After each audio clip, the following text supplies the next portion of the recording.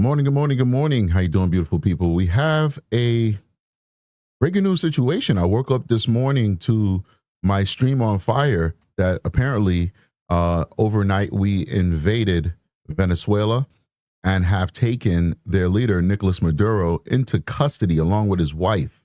It looks like people are celebrating. Definitely doesn't look like the residents of Venezuela, the citizens, are upset with this action that America has taken. I want to go ahead. I'm eating breakfast right at this moment. I wanted to hurry up and come on live so we could kind of see what's going on out there. So we're going to play some clips. I'm going to be popping in and out. I'm here. I'm just eating. I want you guys to see me stuffing my face, but let's jump into this, man. She is joining us live from Doral. She is outside in Arepaso, which we know is the mecca of the Venezuelan community there. And Gabby, the scene's pretty busy behind you, Gabby. It's 6 a.m. and people have been out there. Can you tell us about what you're seeing and how long you've been seeing people out there reacting to this news? Guys, history is being made in real time. There are hundreds of people here in El Arepaso, which, like you said, has been the mecca for Venezuelans speaking out against injustices in their country for decades. I'm here joined by Edgar. Edgar has been here since he was 11 years old, born and raised in Venezuela, out here since early this morning. Tell me, why did you want to be out here? Well, okay, before I begin, I just want to talk to you, America, and I hope you have your coffee when I tell you this, but these are great news. All eyes on Venezuela. These are historical news. This is history in the making. I mean, my chest, it feels like it's gonna explode with joy, because before I was even born, there have been struggles. My family has been fighting for so many years before I was even here. They have told me about it. They told me about a time where democracy existed, and now I can finally look forward to that. And that's just everything that I can ask for. And I just want to tell you people, America, Venezuelans are good people. The greatest people that I know. I can vouch for them. We are good. We are working hard, and this is President Donald Trump and Maria Corina Machado just created an opportunity for us to begin working harder than ever, because that's what we have always been doing, but now we will be working in our country. But we also have worked so hard here in the United States to build so much things, and I just want to thank you, America. Thank you for giving us this opportunity to work. There's a lot of pride that comes with Venezuelans. He actually wore this flag just like this for his college graduation in the University of Florida, just to show you how much love there is for this country that has gone through so much for so long. Being here has been incredible. People are dancing, people are cheering, and we've been here so many times, Christian, like you said in the past, when there have been so many issues, and they would cheer, "Si se puede, si se puede." Now they're cheering, "Si se pudo." Yes, we did it. It happened. What do you think now this means for Venezuela, for family back home, how people can move forward after this? Well, that's All right, so I think this action by Trump really aligns with what he's trying to do, his doctrine in the world, which is basically, he wants to reinstate the Monroe Doctrine, which is basically, I'm a history buff, guys, by the way. I love history, and I like politics too. The Trump administration is trying to establish that America is in control of the Western Hemisphere. That's every country, whether it's Canada, Caribbean, South America. It is what it is. Not in control like, hey, we are going to dictate your policy, like, where your cars park, how much money your pensioners get. No, it's a sphere of influence. So Venezuela has a lot of oil. Of course, we want that oil. The Trump administration wants that oil because oil prices go down, energy goes down, inflation goes down. Economy goes up. People spend more when they're not putting all their money inside of a gas tank or a boiler to heat a home. Venezuela has a lot of resources. They also have rare earth minerals, which is something that we're in contention with China right now. China doesn't have the world's largest deposit They have a very large deposit, but they don't have the world's largest deposit of rare earth minerals. What they have is the cheapest refinery of those minerals. Rare earth minerals are very expensive to refine because they're mixed in with other non-precious minerals. And they're also very toxic for you to produce. If you go to the mines in the areas and the towns surrounding these Chinese mines, it's like a toxic waste dump. It really is. I've seen it on YouTube, etc. It looks like you're watching Mad Max. It's disgusting. Guess what? We get those things for cheap. That gives China a lot of leverage. China knows that they're giving it to us in the world for cheap. And so it gives them a lot of leverage because the moment that they threaten, hey, we're not going to give it to you for cheap or at all, countries panic. Guess who has that? Venezuela has it. America has it too, but we have laws against, refining this stuff and destroying our environment. So you can't just say, all right, you know what? We have it ourselves. We're going to produce it ourselves. It doesn't work that way in America. So Venezuela has everything that America wants. And what it didn't have is a leader who was allowing foreign enemies to America. It doesn't matter if you're Democrat or Republican. These countries are our enemies, China and Russia. They do not have our best interests in mind. He was allowing China and Russia to invest in his country, to bring military advisors there. He was purchasing military equipment from them. And so that basically stirred the pot. I mean, my analysis of it as a person who's interested in history and politics and who is basically independent, I'm not on any side, is this would be a very good thing for America. This also helps Trump's agenda of immigration. One of the largest groups that came back to America is Venezuelans. One of the largest immigrant populations that came into America were Venezuelans. Trump does not want these people to stay here. Most of them came in claiming political asylum.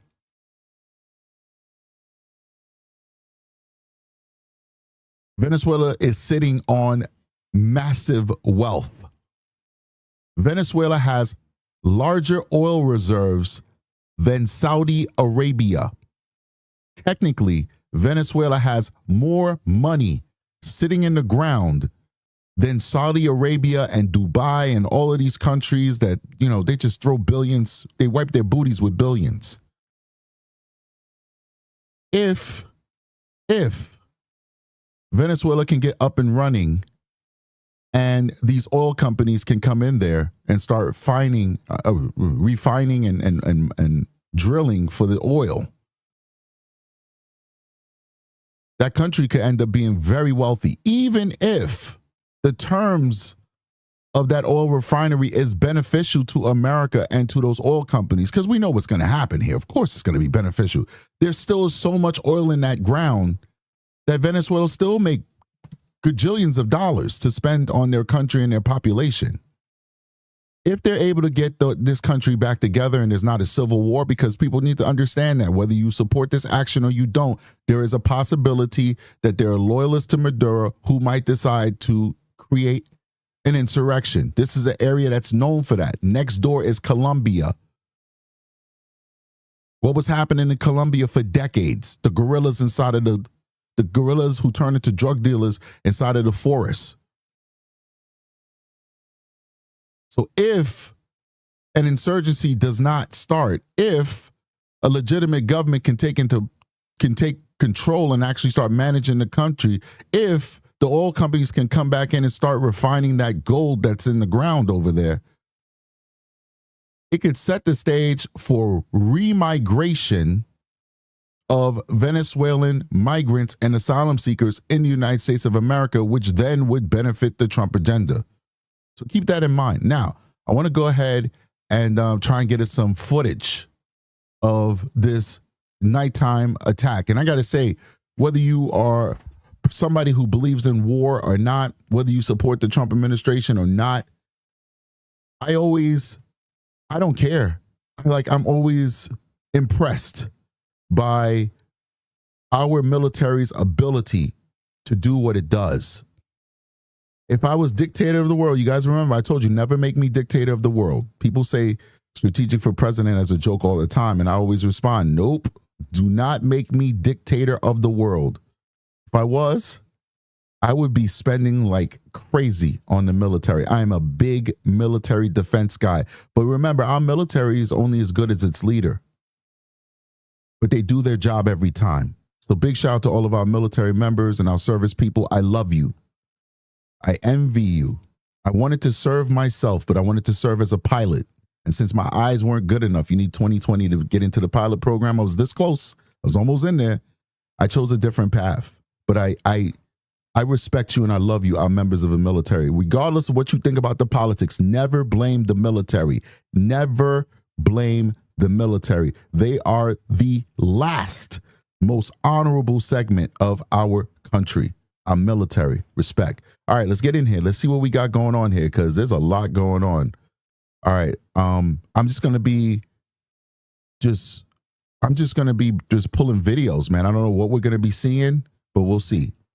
El bombardeo sistemático en contra de varios objetivos selectivos en la ciudad capital. Pudimos confirmar una serie de explosiones muy contundentes en la base aérea Francisco de Miranda en La Carlota. Es la principal base aérea ubicada en la capital donde funcionan instalaciones y radares militares. También pudimos confirmar explosiones en la zona adyacente al Palacio Presidencial de Miraflores, específicamente en el cuartel de la montaña. También hemos podido confirmar algunas explosiones en el fuerte militar más grande del país. Se trata de Fuerte. And listen, just to let you guys know, so that you guys like, where are all the people? Well, these people are sleeping. This happened 3:15 a.m. So most people are sleeping. And the people who do get up, they're not going to get in their car and try and flee. It's the smartest thing for you to do is probably just shelter in place. So that's why you don't see like a mass exodus of people, because this raid did not happen during the daytime when people are up and about. Hasta este momento no tenemos precisado el número de víctimas o si los hay. También podemos confirmar que hubo algunos bombardeos en el estado La Guaira, donde algunos objetivos fueron... That's not Venezuelan hardware. That's the U.S. military. So they sent the jets in, and the jets took out their planes, took out some of their air defenses, and then they sent in the Delta Force. So the Delta Force is the one that conducted this raid. And a lot of people don't know a lot about the military. All they know about is SEAL Team 6. But you're not sending SEAL Team 6 to go extract somebody. SEAL Team 6 is for water missions, is for missions on inside that, you know, you might have to deal with bombs and stuff like that. When you're talking about extracting somebody, you send in the Delta Force, which is on the same exact level of SEAL Team 6. So they sent in the Delta Force, and these are Delta Force helicopters. And they're going in. I don't know if this is before or after they got Maduro, but by all accounts, allegedly, Maduro is alive. Him and his wife are not dead. They are alive and are on a plane back to the United States of America. But, wow, amazing stuff here. Alcanzados, por ejemplo, en la localidad de Catialamar, donde se encuentran instalaciones militares y presuntamente de inteligencia. En estos momentos la ciudad capital está en tensión. La gente no ha salido de sus hogares, aunque hemos visto en un recorrido que hicimos algunas personas saliendo de... Grandpa ready. He's ready, but it's over, Grandpa. Fight is over. Funny thing is, like, you see when something's so tense, like this guy's speaking in Spanish. Most of us don't know what he's saying. I'm sure I have a ton of Spanish viewers, so you probably know. But we don't need subtitles. We don't need to hear him speak in English. We know what he's saying.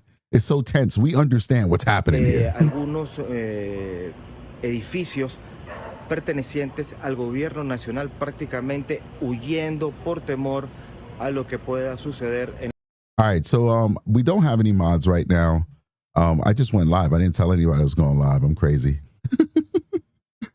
I don't see anybody going any crazy. Like, people can have difference in the views. Don't get too political. I'm your host, and I'm not getting too political. Okay. I'm just giving you guys the facts, and you figured it out. Okay. But, you know, I know that this is something that is political. And so people are going to have strong feelings about it. We should be able to agree to disagree.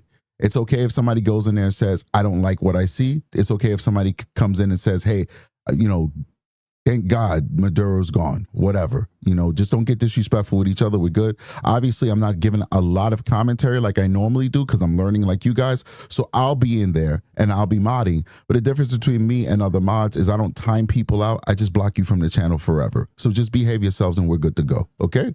Let's keep going. All right. Let's see what else we got going on here. All right. So this is like. See that? I never understood those small clips. Like when they give you those tiny clips, I never understand that. Like you were like 10 miles away. Why don't we have a 15-minute clip of this firefight? Clearly, this is a firefight amongst on the ground. If those munitions were pointed in the opposite direction, like going into the sky, I get it. That's most likely either U.S. forces firing in or Maduro forces firing at a location. That's on the ground. Let's see about this one. This looks like fire coming from the sky. And if it's from the sky, the United States owned the skies that night. There were no military hardware from Venezuela in the sky. So if this is coming from the sky, this is U.S. military hardware that's firing from the sky. Let's see this. Let's bring it back.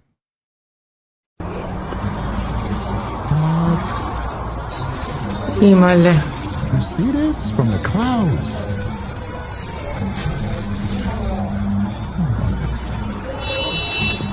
Wow.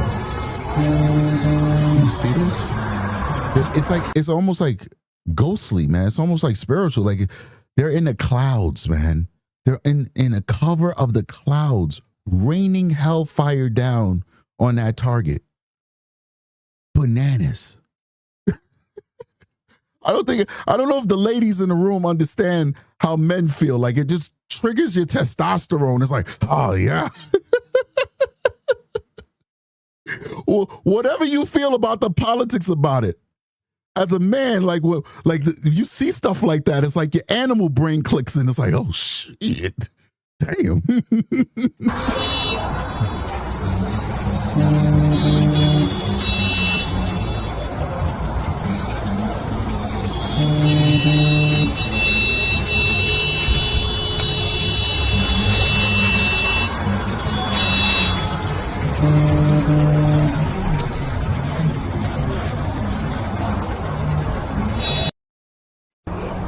All right, let's go. Let's see what else we can find, man. This is bananas.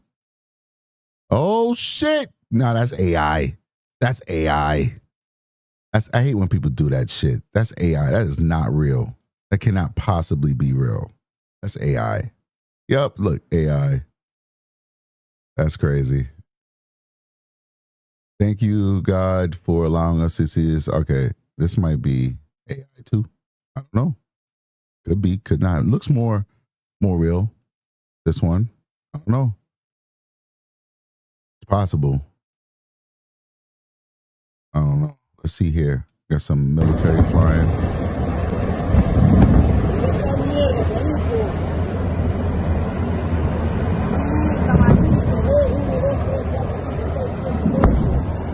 Wow, look at that. That's hundreds of dudes right there. Yeah, these aren't like Apaches. These are like the big ones. I don't know the designation. I was reading about them the other day. I watch a lot of military stuff like planes and helicopters and hardware, stuff like that. These are the Chinooks, the big ones. It's like 30 people in every one of them. The transport joints. This was a massive operation. They didn't send 10 people in. They sent like 50. We had a lot of guys on the ground. We literally pulverized these dudes. Not one American life was lost during this operation. Not one American life was lost during this operation. I'm gonna bring that back. I want to see that again. Like these are the big helicopters, the transport ones.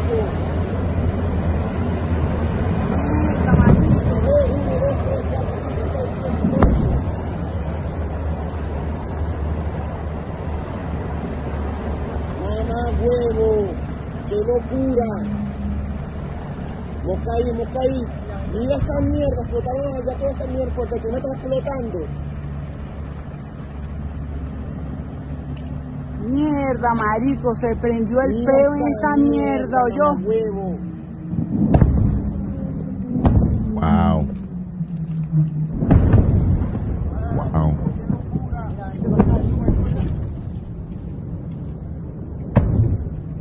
Marico, llegamos a tiempo a la casa, ¿oyó? Marico, mira esa mierda. It's crazy.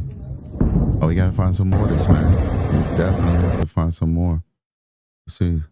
And Trump's remarks is, the United States of America has successfully carried out a large-scale strike against Venezuela and its leader, President Nicolas Maduro, who has been, along with his wife, captured and flown out of the country. This operation was done in conjunction with U.S. law enforcement. Details to follow. There will be a news conference today at 11 a.m. at Mar-a-Lago. Thank you for your attention to this matter. President Donald J. Trump. All right, let's keep going. We got folks celebrating. Let's see what it looks like right now. This is morning time, or, you know, we all in the morning. I think they're like a couple hours behind Eastern time. It's not that bad because we go to Aruba every now and then. That's like our favorite vacation spot. It's cheap, but it's also very nice. And it's a very safe island. I would definitely recommend anybody go to Aruba. Aruba could be very expensive, but if it's such a good spot where you will always find a good deal. And Aruba's right off the coast of Venezuela. And I think it's only like a 3-hour time difference or something like that. So if it's 9 o'clock, right, it's 10 o'clock right now. It's probably going to be around 8, 9 o'clock in Venezuela. This is what it looks like right now.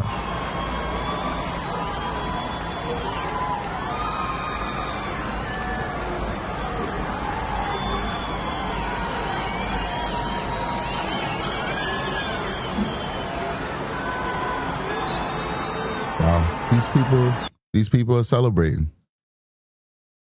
These people are celebrating. I just don't see, based off of what I know, like, listen, you know, because of where I work at, there's a lot of Venezuelans that I come into contact with. And me being a people person, I may be seeing you for police purposes, but I'm going to talk to you about everything. I'm just curious. And if I'm able to talk to somebody whose boots are on the ground, who actually has like a firsthand experience of something that I'm interested in, I'm going to talk to them about it. And I've spoken to a lot of Venezuelan people. Once again, I'm not taking a position on whether this was a right or wrong thing to do. I'm just saying that I've spoken to many of them, and every single Venezuelan that's in America has said that I spoke to is anecdotal. It's not scientific. It wasn't a real poll. It's just my anecdotal experience. They've said that they left Venezuela because of the economy being so bad, the lack of opportunities, the food insecurity, and the corruption of the government.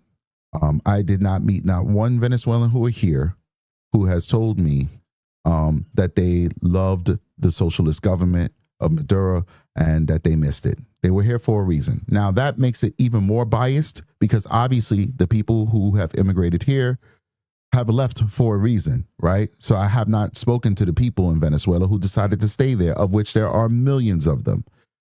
But that's my experience talking to people from Venezuela and their feelings about their government. This sounds like it's people celebrating, but you make the decision for yourself.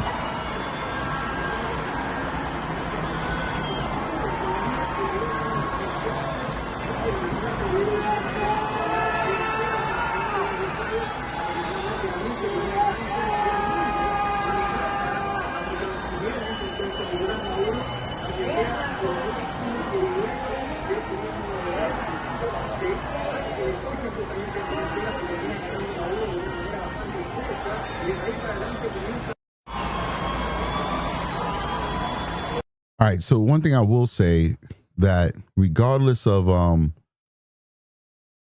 whether this was a good or a bad decision to remove Maduro, I have to say that I'm happy that there are no, well, we don't have a total yet. We don't have any reporting, but it doesn't appear as though there was any civilian casualties or a lot of them. It looked like this was very surgical, and I'm very grateful for that because I don't want innocent people to die. But it looks like the military is very surgical in how they took out this dictator and brought him to America. Because once again, all sources said that he's on a plane to America right now. Might have already landed. So here's another one of this this picture.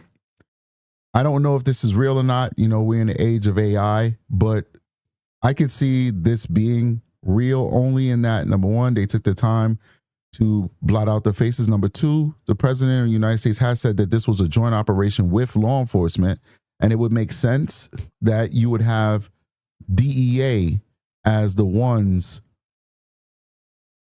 taking custody of Maduro. He's not a war criminal. He is a wanted criminal according to U.S. criminal law for drug trafficking. That's what the administration is alleging.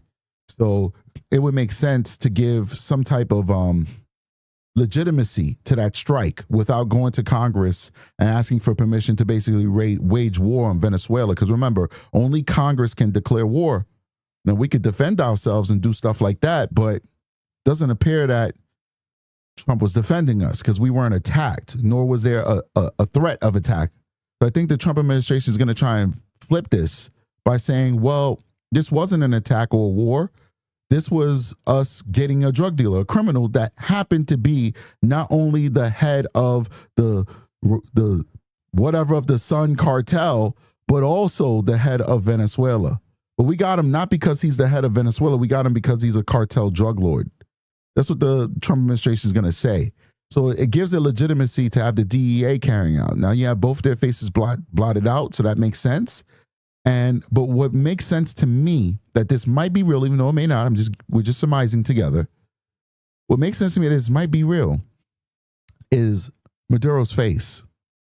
Maduro always puts on that face of, I don't care, you know? I'm unfazed, an unbothered face. This picture, I don't know what his face looked like 2 seconds prior or 2 seconds after this picture was taken, but this is that typical Maduro unbothered face. And if somebody made this as AI, they certainly thought about the details on this one. But this picture seems to be circulating. So I don't know. We'll keep an eye on it and see what happens. All right. Let's keep going. See if we can get more. Uh-oh. They taking down his picture. Over here again. Here we go. Taking down his picture like Saddam. So people said they heard they're taking him to New York. They always take them to New York because the Southern District is the district that you try terrorists and international drug kingpins at. That's the district that's designated. That's why the Southern District of New York is so important. That's why it made such a big deal when Trump was being charged there, or looked into being charged there, where the former mayor of New York City, Eric Adams, was charged by the Southern District. Anything that happens in the Southern District, and guess what, ladies and gentlemen, if you're new to the channel, your boy here, Strategic, had a case with the Southern District. I, along with the Southern District and the Justice Department, charged a New York State correction officer with the first in its history, in New York State history, civil rights sex crimes charge, and he was convicted on that. That was my case. I worked with the Southern District on that case. So I have history with the Southern District. That's monumental. You know, to me, as a professional, that's monumental. I got guys in my police agency. That was when I was a corrections investigator. I got guys in my police agency who never do cases. Unless you're in a task force or something, you never do cases with the Southern District or the feds. If you're in a task force, okay, you literally working for the feds and you're in a task force, but regular detectives don't do that. But I have that in my resume, and I did business with them, and they are, it's almost like you are working with lawyer savants. They're all geniuses. When you present your case to them, you have to have a PowerPoint presentation to present to them. You can't just come to them. Now, they let me slide because I was a correction investigator and I wasn't their usual, but the FBI and the Justice Department Inspector General, the people who bring them cases, and who else? All the federal agencies that bring them, you have to do a PowerPoint presentation to show them your case. And you walk them through the PowerPoint presentation. It's no joke. You don't do that on my level. You just call the DA, but this is what I got. Da, da, da, da, da, da, da, da, da, da. Okay, let's write it up, and then you send them your case file later. And then they look at it and all that good stuff. That's why you got to know what you're doing, because if you call them up and tell them one thing and they see something else, your career is pretty much in jeopardy. But there's a trust that you call me up on the phone, I tell you the details, all right, we'll arraign the guy, and then they work the case later. You know what I mean? Now with the Southern District, you have to have a PowerPoint presentation. Boom, it's really nice. But their offices are very small though, because it's an old building. It's a tall skyscraper building, but it's old, and they have to fit so many people in there. Each one of them have tiny offices, but they're very nice. Your tax money go to good use with oak, oak tables and big, beautiful, those maroon chairs with the big bubbles in them and the beads in the middle. I don't know what those chairs, those executive chairs, I don't know what they're called, whatever. Bottom line, it was quite an experience when I did a case with them. So here you go. They're pulling his pictures down. I'm over here being nostalgic, smiling like a fanboy. All right, let's see what else they got going on.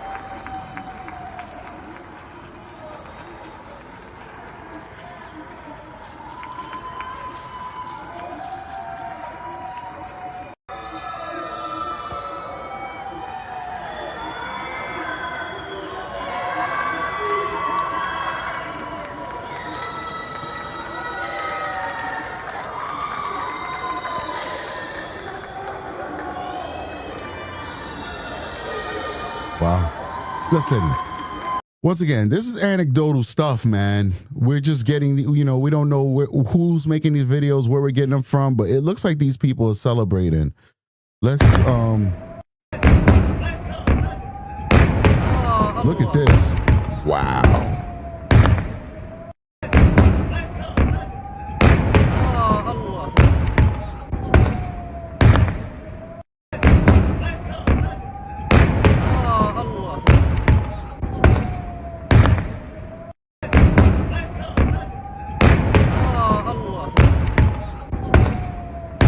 Wow. Let's see. What is this? What?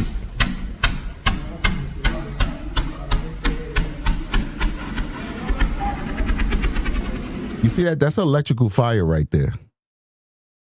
You see how it's pulsing like that? It's like they hit like a transformer or something like that. I mean, listen, I'm no expert in these things. For all we know, that could be a new type of bomb that we developed from reverse engineering the alien technology that we have. Yes, I am working on a UFO show. I don't know when I'm going to drop it, but we're going to talk about these damn aliens, man. I don't care how many Venezuelas you bomb, Trump. You will not stop us from asking questions about these aliens. But anyway, that's for a different day. But that looked like an electrical fire. Let's go back to that one more time. Let's see.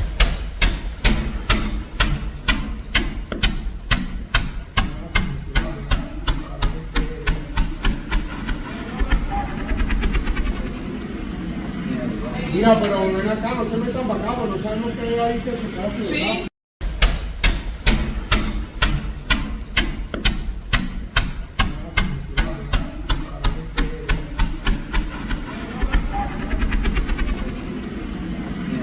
Mira, pero ven acá, no se metan para acá, no sabemos qué hay ahí que se queda aquí. Let's keep going. Let's keep going. Are they serious? Is this real? I don't know, man. Oh my God, what a great photo. Long live a Venezuela free from communism in Colombia. Are you kidding me? Are you kidding me? I don't know if this is real, bro. This is so sad that we live in the era of AI and we can't trust anything, man. Like, where is this country going to go? Where is this country going to go? I don't know if this is like a real picture of her, but this is her face. So ignore the fact that she's in a bikini. I don't think she's in no damn bikini. That's retarded. But whatever. The bottom line is this is her face, though. This is the lady who was actually elected during the last election, who they say is the legitimate leader of Venezuela. Let's keep going. Here's that photo again. We saw this one already. All right. See, this is her right here. She is supposedly going to end up being the new leader of Venezuela.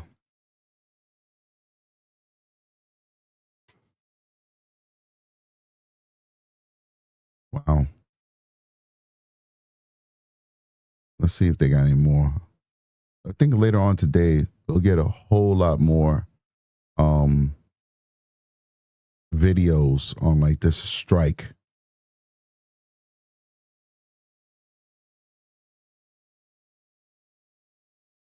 Gonna have a whole lot more later on today as people kind of get acclimated to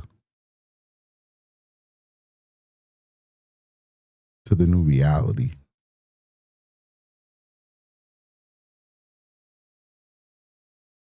We're also going to get military videos too. You know they're going to release that. Let's see here. Let's check this one out. This is zoomed in or something. It's like zoomed in.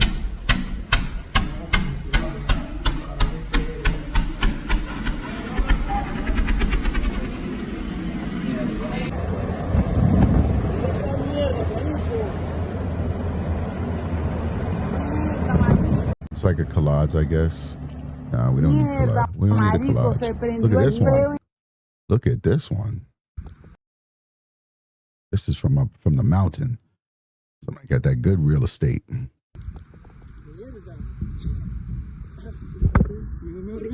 You see how you got these patches here? And I told you that explosion looked like an electrical explosion. Like it hit a transformer or something. And then you see how, look at this one. You got all this light over here and it's just a dead zone and you got pockets. I think, of course, it's probably like military 101. I think they hit the electrical transformer and knocked out power for the area that they were doing their operation in.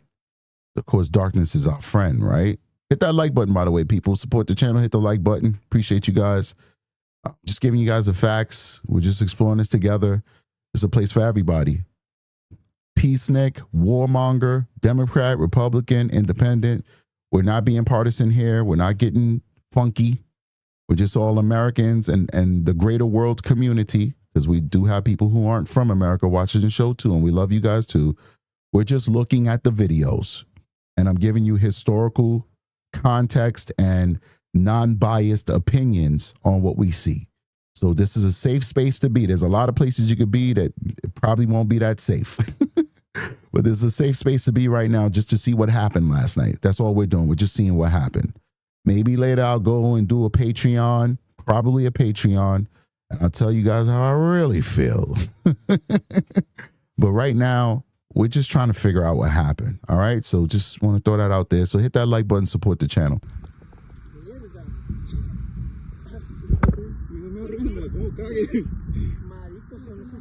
Wow. Marico, esos son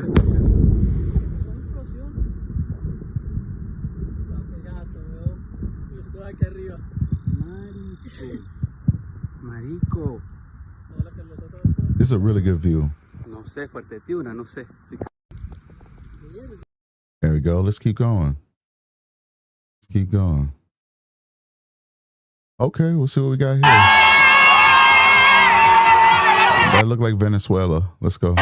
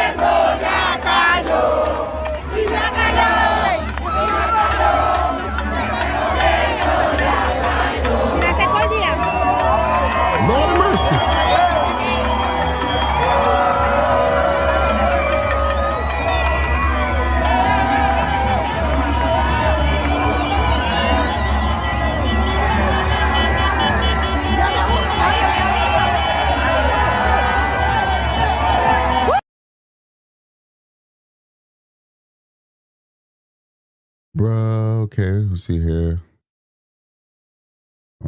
Yeah. Let's see here. Y necesitamos.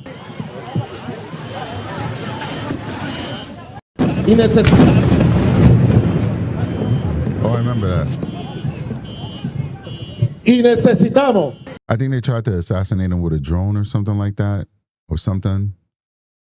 And then there were like 2 drones, something like that. It's like DJI drones. It wasn't like American, drones with the Hellfires and stuff. It's like some rudimentary kind of drone thing. Yeah. Y necesitamos.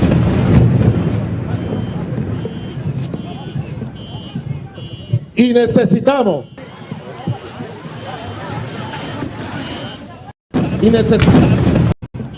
All right, let's keep going. Venezuela brothers, the entire world is with you. Long live Venezuela. Okay. What's this? What do we have? Rest in peace, Oscar Perez and heroes who fought to see a free Venezuela. What is this? Por favor. Por favor. Somos nosotros. Nosotros podemos hacer el cambio. I think we about to watch like a assassination or something. Mayor. Oh boy. What's happening? Exactamente.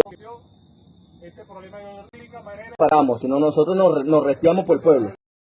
We ain't gonna watch that because I don't want to get in trouble with YouTube. I don't want to see some dude get executed and then. Man, guys, if anybody knows anything about politics, you know that Marco Rubio is probably the reason why we did this. This guy, Marco Rubio, hates Maduro, hates all socialist, communist governments, which includes Cuba. Those are his natural enemies. He's Cuban, and his family fled from Cuba. They were part of the bourgeois that got overthrown and basically expelled and their property and fortune seized by the Cuban dictators. And so he doesn't like Cuba, the Cuban government, that is. He's Cuban, so he likes his Cuban people. He doesn't like the Cuban government. And he doesn't like the Maduro regime. And he is one of the people who've been pushing inside of the Trump administration for this to happen. So if there's an architect or a person who is pushing for this, I guarantee you it's Marco Rubio. Guarantee. And as Secretary of State, he would be in a position to sell this to the president, not just as a political thing, like, hey, we could change the regime, but also the benefits, the oil, the natural resources, etc. It is what it is. To the credit of the administration, I will say this. I'm tired of politicians lying to me. I would have loved if Bush said we're going into Iraq because we want their oil. We didn't get their oil, by the way. We should have. With all the blood and treasure that we spent in Iraq, we should have got their oil. Point blank, period. We should have got all the natural resources in Afghanistan as well. They also have untapped rare earth mines and gold mines out in Afghanistan. One thing I'll say to the credit of this administration, whether you agree with them or not, they were very forthcoming about what they want from Venezuela.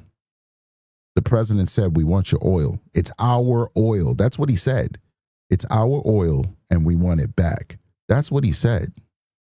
So I'm not saying I agree with it. I'm just saying I like the honesty. Because for so many years, they tell us, oh, we're going in there for democracy. We're going there to give them the American Constitution so they could just copy and paste it and live happily ever after like we have. Nah, it never worked and it never was the reason. At least be honest about why you're going in there. I like that. Let's keep going. You have all these Venezuelan ladies who are very happy and they all need asylum. So fast track that. No, I'm just joking. All right, let's keep going. Let's keep going. Other angles. Captured. Como lo pueden ver, todavía ya está. Pueden tener fotos. All right, let's I think we've kind of like seen it all, right? What do you guys think? Have we seen it all? What's this? I didn't see this one.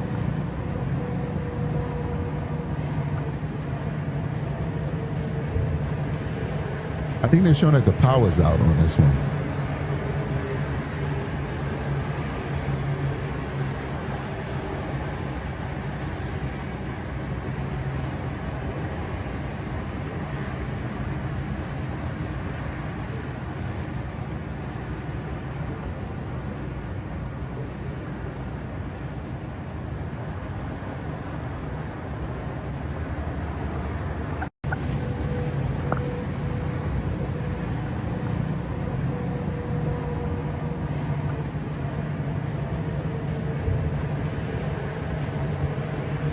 Scrappy made a good point. He said that a lot of the rights to mining in Afghanistan went to China, and that's true. Like, we spent all that blood and treasure in Afghanistan just to let the Taliban back in, where they're now.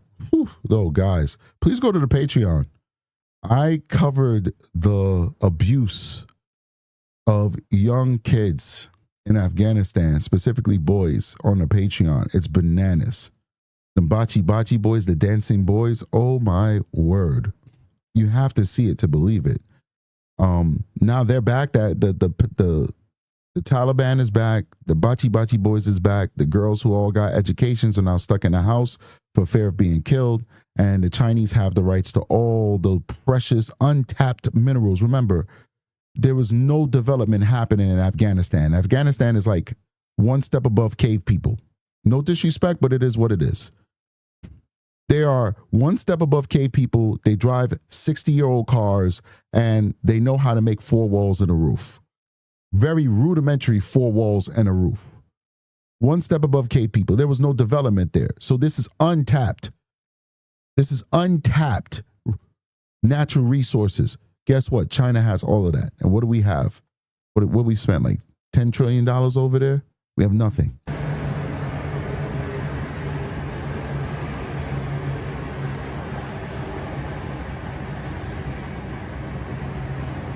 All right, I thought we was going to see some action there. Let's keep going.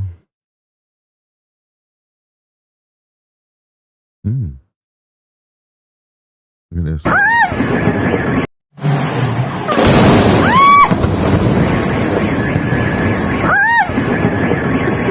She need a different scream. You hear this, lady? She need a different scream. Go practice a different scream. Listen to this.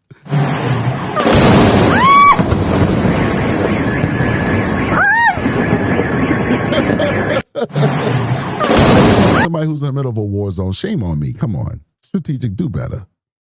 It's the middle of war. You be screaming too. Like, if I was out there and I'm on my balcony and I see some jets flying over and bombs drop, I'd be like, hey! Oh! I'd be screaming too. So I'm making fun of her. I'll be making fun of myself later on Twitter. Well, I wouldn't post it. You'll never hear it. Be my little secret. What else we got going on here? All right.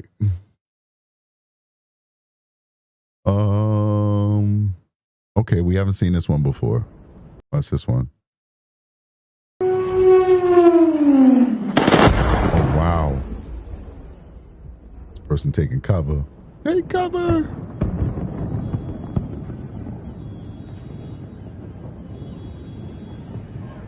Somebody said she sounded like a novella. One of the good ones, too. The Telemundo one. Not that Amazon Prime novella. We talking about the Telemundo one, the good one. What the fuck? My man gave us English. I love you, brother. Go ahead. He said, what the? Yeah? Mierda, what the fuck? Wow.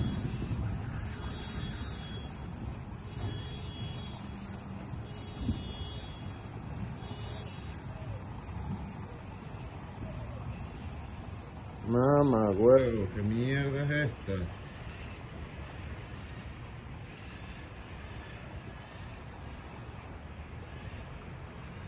What is that? Why you got Jesus in the sky? You see that? Oh my God. Oh, yeah, they got Jesus in the sky. Oh boy, look at this. They got a cross in the sky. They got a cross in the sky. Oh my God! Yo, I don't know if you guys can see that. There's a cross in the sky. I don't know. Maybe it's like a building and shrouded by smoke. It's probably a building. It's a building. But there's so much smoke in the sky, it probably shrouded it, the rest of the building.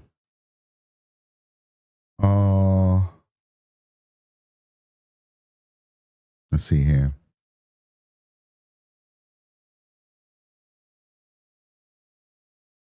Okay.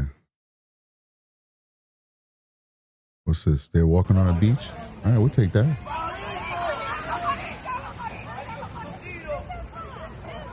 What is this? Marico. It's so low resolution. Is that people in the water or is that rocks? It looks like rocks. Hard to see. But there's fire in the background.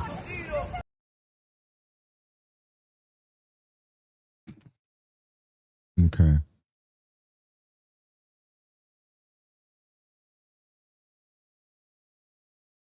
Uh-oh. What's this?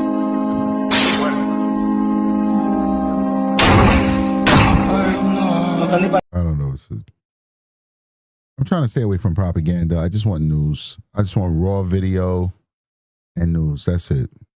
What's up with this one? Oh, shoot. This is a longer version. We haven't seen this one. Look at this.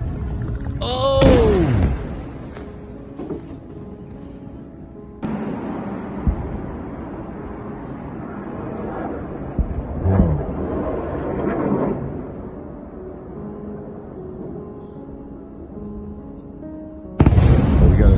We gotta take that off the background because they playing what is that?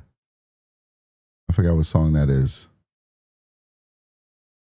But is that Fure Elise? No, that's not Fure Elise, whatever. No, Fure Elise is they're playing something in the background. It's really nice, but we don't want to get copyrighted. All right. This is crazy. Look at that, look at that, look at that. Whoa, you see that? Oh my God, did you see that? Wow. Wow. This is like they're hiding in the clouds, ladies and gentlemen. They I mean, listen, we haven't seen this in a long time. The last time we saw this was during, the Iraq and Afghanistan war. Like they're hiding in the clouds. Look at this. Wow. So they're firing anti-aircraft and then we're firing at those positions. Look at this. This is literally warfare right before our very eyes. Take a look at this one. You see the anti-aircraft firing into the clouds where our forces are. And then you see us now target and fire at those anti-aircrafts. Real time. This is crazy. Watch this. Watch it. See, that's them firing up at the U.S. forces. And then that's U.S. forces firing back. Look at that. Up and watch. Coming down. 2 precision strikes. Boom, boom. Done. No more firing to the sky. Done. Anti-aircraft's done. Wow. In real time, you see the might of the United States military. Once again, I'm not here for or against it. I'm just giving you, we're just walking through what we see. And regardless of whether this is a good policy or bad policy, I love my military. I love the United States military, man. You just saw the might of the United States military. Here they are firing up into the sky, into the clouds where we don't even see our ships. Do you see a ship? I have not seen a ship unless it was the helicopters that was like just leaving low altitude. Like we have nothing to worry about. We totally pulverized these dudes. Other than that, have you seen a jet or a plane? I have not seen a jet, a plane, a drone, no nothing. They're literally hovering in the clouds. The American hardware is hovering in the clouds, totally obstructed from vision. And then these dudes do whatever they can. I mean, listen, we're attacking their country, right? They have a right to defend themselves. They're firing into the clouds. Dozens of shots. And we just send 3 missiles. That's it. Done. Over. Watch this again. One more time. I'm sorry. They're firing into the clouds. First missile goes. Then a second, then 2 more comes. Boom. Boom. Done. Right over. Crazy.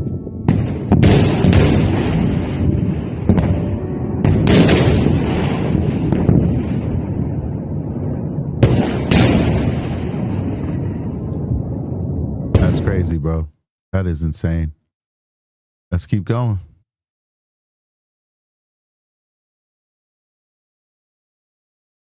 Look at it. The plumes are coming up.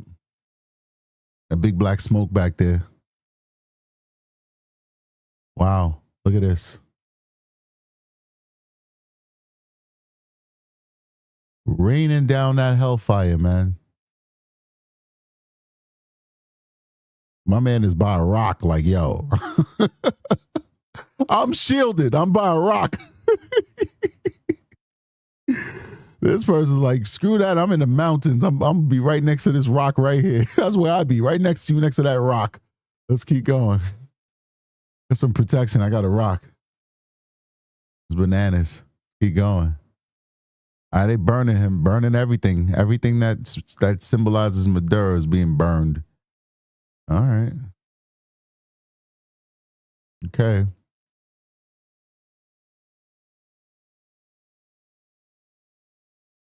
Venezuelans is out there partying. Partying. Okay, we can't play the music. Sorry, guys.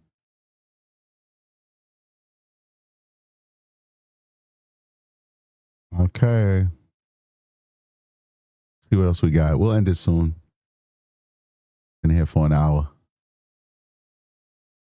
Let's see what the news has to say. Was this operation a message that you're sending to Mexico, to Claudia Sheinbaum, the president there?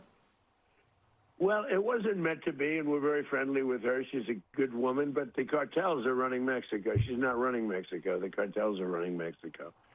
And we could be politically correct and be nice and say, oh, yes, she is. No, she's very, she's okay, we're about to go to Trump. The cartels, they're running Mexico. His press conference. I've asked her numerous times, would you like Secretary us to of War Pete Hegseth? No, Mr. President. No, please. So we have to do something because we lost. The real number is 300,000 people, in my opinion. They like to say 100,000. 100,000 is a lot of people, but the real number is 300,000 people, and we lost it to drugs, and they come in through the southern border, mostly the southern border. All right, so we're not going to end the show yet. We're going to listen to the press conference with the President of the United States. It's supposed to start at 11 o'clock. It's 11:15, and it has not started yet, which is, typical for presidents. They start when they want to, right? Within reason. All right. So I imagine in the next 5 to 15 minutes, because if they said they're starting at 11 o'clock, they're not going to start anything later than 11:30. All right. So any moment now, he will come on the podium and we'll hear what he has to say about this whole situation. And from his mouth. I mean, he's the commander in chief. We'll see what he has to say. Plenty come in through Canada too, by the way, in case you don't know. But they come in through the southern border, and something's going to have to be done with Mexico. Oh, boy. Mexico, you heard this guy. This guy doesn't play around, man, whether you like him or not. He says what he means, and he means what he says. So you know what you're dealing with, And if he's saying, Mexico, get your shit together, otherwise you're next, we might have to start thinking about what's going to happen with Mexico. And the funny thing about the southern border is that our southern border has been militarized. The military's on the southern border. And so there will not be an influx of migrants through the southern border if Trump decided to take some type of action in Mexico. I don't think so. I don't think that's going to happen, to be honest with you. I'm just saying that you cannot say it won't happen when you're dealing with Trump. I'm not saying you can't say it won't happen when you're dealing with Trump, but my intuition tells me it's not going to happen because Mexico's a different animal, bro. It's a different animal. It's much larger than Venezuela, and I don't know, bro. I don't know. All right, here we go. So to speak, potentially I need to, later on today. I need to blow my nose, so give me a still second. In flux as we wait to get more details on that. But if we get any sort of live images, as you can imagine, you're going to see them right here on Live Now from Fox. All right, give me a second, guys. Let me evacuate my nose.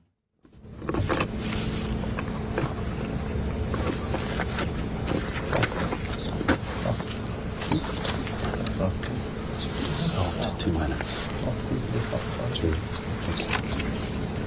All right, you heard someone there say in the background they're thinking about 2 minutes, so it looks as though that's maybe an official 2-minute warning coming in. You can see they are zooming in on the door that President Trump should be walking out of. Also, you'll notice there on the left-hand side of your screen, that is Fox's Lucas Tomlinson in the background. He joins us pretty frequently to break down all the latest developments on situations just like this one. We're, of course, going to try to get him on later on today to break down everything he learns from President Trump, what we know, what's still left to figure out. But this news conference set to begin here. It was slated for 11 a.m. Eastern time. We know these things don't always start on time, so it looks like we may be getting that 2-minute warning, which would indicate that it starts sometime around 11:19, 11:20 a.m. Eastern time. Have not actually seen the White House feed itself start yet. Normally, that's another indicator that this is about to begin. However, that has not happened yet. Again, though, we heard somebody in the background say they believe this was the 2-minute warning. Looks like folks are ushering somebody in, so I do want to pay attention to see if that is the president.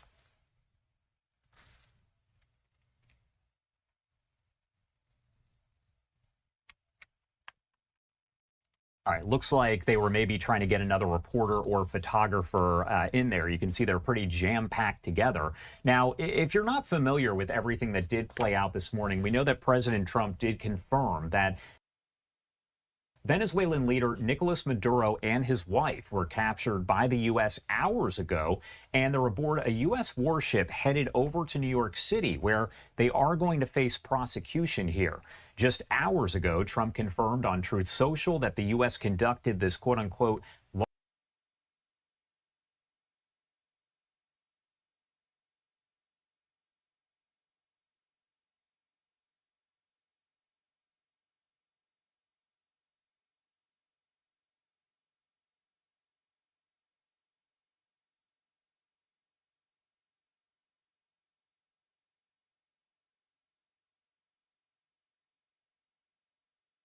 the operation.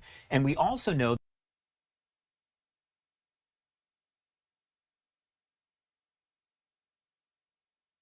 2025 in the end of December. However, instead, it was conducted here.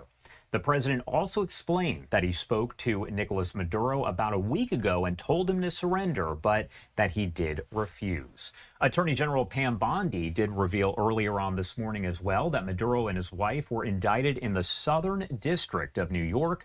Maduro, she says, has been charged with several different counts, including narco-terrorism conspiracy, cocaine importation conspiracy, possession of machine guns and destructive devices, and conspiracy to possess machine guns and destructive devices against the U.S. Bondi added, quote, they will soon face the full wrath of American justice on American soil in, quote unquote, American courts. We are still awaiting the arrival of President Trump. He is there at Mar-a-Lago.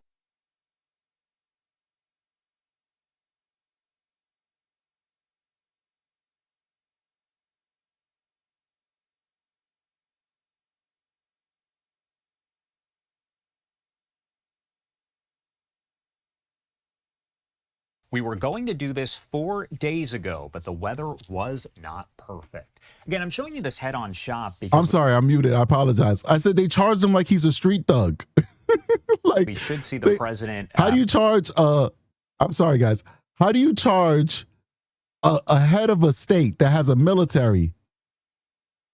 Like they're a street thug. Like, yo, he had guns. Machine guns. He's supposed to have machine guns. He's the head of a state with a military. That is hilarious. This is super hilarious. From Congressman Dan Gold was an illegal act of war without Congress's authorization. Maduro is a brutal dictator who has oppressed the Venezuelan people, but our Constitution does not yield for bad people. If Congress... Yo, listen, they charged him like he was Tyrone from Bed-Stuy, Brooklyn.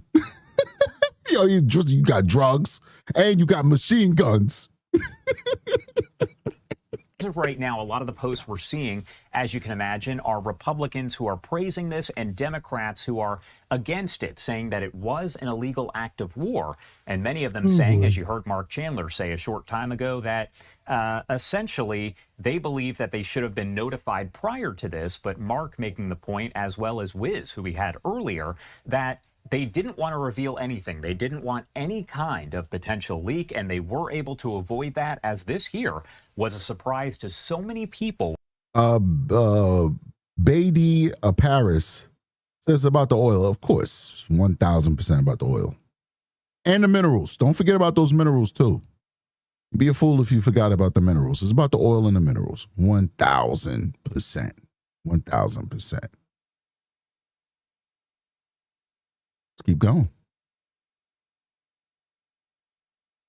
President Trump's leadership and our brave military, he will be held accountable. And we're not showing these to you on the screen. I'm just reading them because I want to leave up the shot so we can see when President Trump does walk in.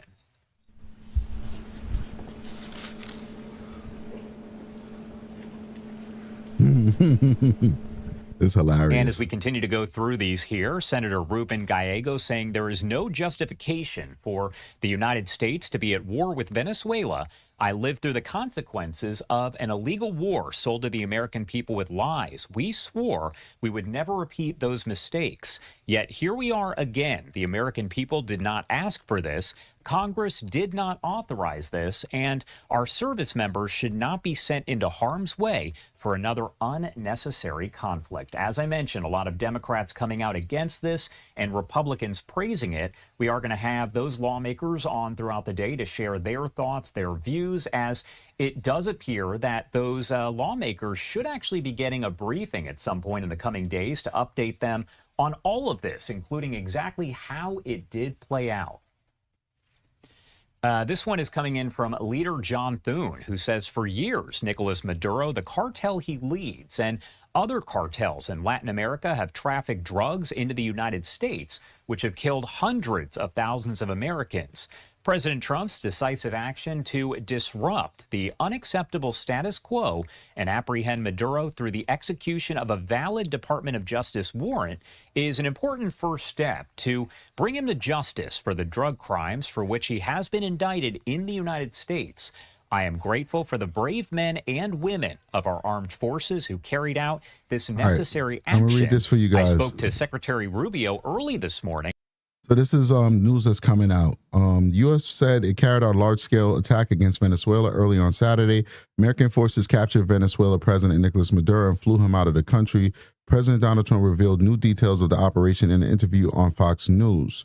U.S. troops and a helicopter came under fire during the operation to capture Venezuela Nicolas Maduro.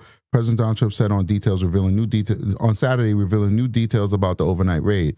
Trump, speaking to Fox News, said American forces stormed what he described as a very highly guarded building like a fortress and closed in on Maduro before he could reach a safety space surrounded by steel. Basically his safe room. That's what that's called. I think we had nobody killed, I have to say, because a couple of guys were hit, but they came back and they're supposed to be in pretty good shape.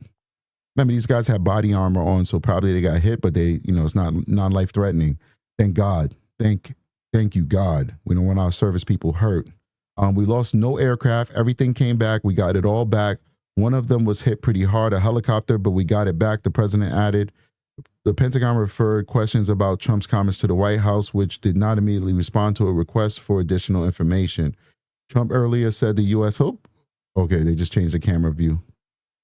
Trump earlier said the U.S. had carried out a large-scale strike against Venezuela, capturing Maduro and his wife and flying them out to the country. The operation, he said, was done in coordination with American law enforcement. They charged his wife, too, by the way, ladies and gentlemen. So his wife is going to jail forever too. You guys know there's no way to, listen, let's just be honest. It doesn't matter what country it is. America, England, France, Russia, China. When you're on this level and somebody's charged with something, your courts become a banana republic. There's no way on this green earth that President Maduro will be able to prove his innocence. He's guilty in the eyes of the law, period. I'm not saying that's a good thing or right thing. I'm just being honest with you. How is he going to defend himself against this? I don't know. Whatever. So him and his wife are pretty much going to jail for all eternity, basically. Noriega all over again. Attorney General Pam Bondi said Maduro has been indicted in the Southern District of New York and charged with various drug-related offenses. They'll soon face the full wrath of American justice on American soil and American courts, she added. Video footage shared on social media show helicopters flying low to the ground in Venezuela. Caracas said American forces targeted military and civilian areas and strongly condemned the strikes. All right. It's interesting. We'll get some more soon.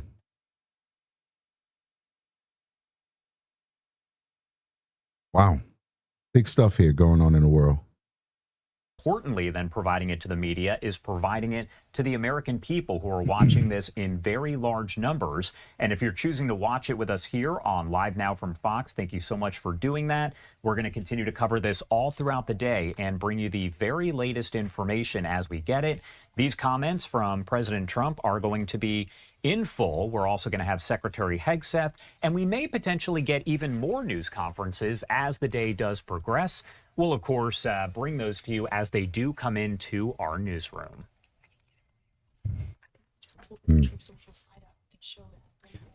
Okay, and my producer, Ryan here, just saying that there is a photo that it looks like we have via Truth Social that does actually show Maduro in custody, and this would be the first of the photos released. She's working to pull it up for me right now so we can show it to you at home as we await President Trump making his remarks.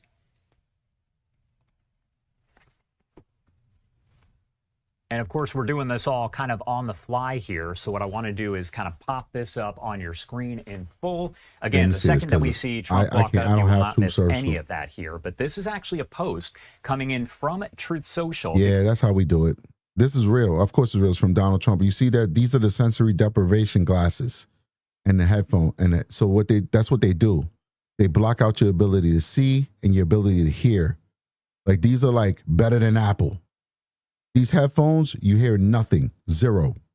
And these glasses, you don't even see the light underneath or on the top. It's completely blackout. And that's what we do when our special forces take people into custody. So this is definitely real, bro. This is real. Let's keep going. This is crazy. Wow. Thank you to Ryan, producer here. Timing of when all of this should way, but we're keeping an eye on that. And of course, we did get the alert, as I mentioned, around 11 a.m. from the White House, which normally indicates that they are about to start any moment now. However, as you can see, if you're watching us here, it has not started just yet. Wow. That's crazy. Yeah. A live look there at the podium once again with the presidential seal as we await this beginning anytime soon here. The second it does begin, I promise you will not miss any of this here on Live Now from Fox as soon as President Trump does start speaking in just a matter of moments. And it does look like President Trump did release that image that I told you about of Maduro and showed you, but also video of the strikes themselves that he posted moments ago on Truth Social. We've seen a lot of the different videos, kind of short clips that have come in, but he did also release video that shows the explosions here. I'm going to work to pull that up for you here on your screen as well as we do await the comments from President Trump and Secretary Hegseth.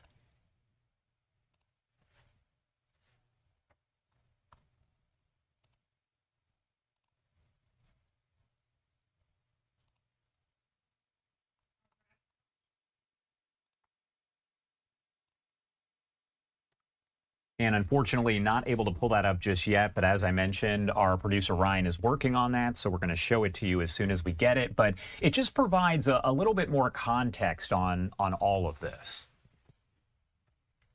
And if you are just joining us, we are just past the half-hour mark. It is 11:31 on the East Coast and 8:31 on the West Coast.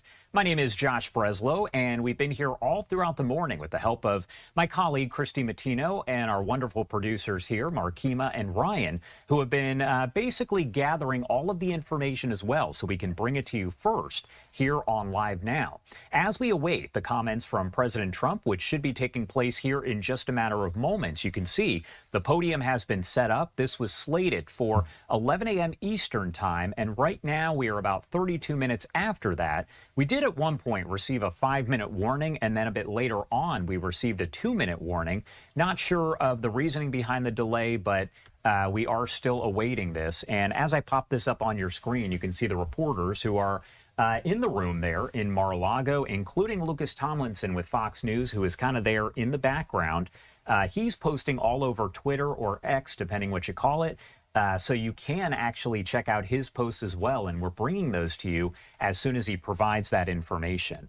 Now, I also do want to go through some of the other posts that are coming in from different lawmakers as they react. We're talking both Republicans and Democrats. And of course, as I mentioned, Republicans are essentially praising this while Democrats seem to be against it. The only Republican that we have seen so far come out against it is Thomas Massie, who has been a big critic of President Trump over the last several months ABC's and really Chief Global several Affairs. Lindsey Graham, senator, of course, from South Carolina. All right, so I'm going to just transition over real quick to ABC News. They're kind of like going to explain how this all happened, and then we'll come back to that. I actually have the White House feed, and there's no way that this press conference is going to start without the White House feed carrying it. So as soon as they're ready to start, they're going to start the White House feed, and then we'll know to switch back over. So I'm watching it on one of my screens over here, and at the same time, we'll be checking out some other sources, trying to figure this Martha out. Raddatz and ABC News contributor. YouTube. Retired Colonel Steve Ganyard. Good morning to you both. Thanks for joining us. Martha, I do want to start with you. I know you've been talking to your sources this morning. What more are you learning about how this operation was carried out?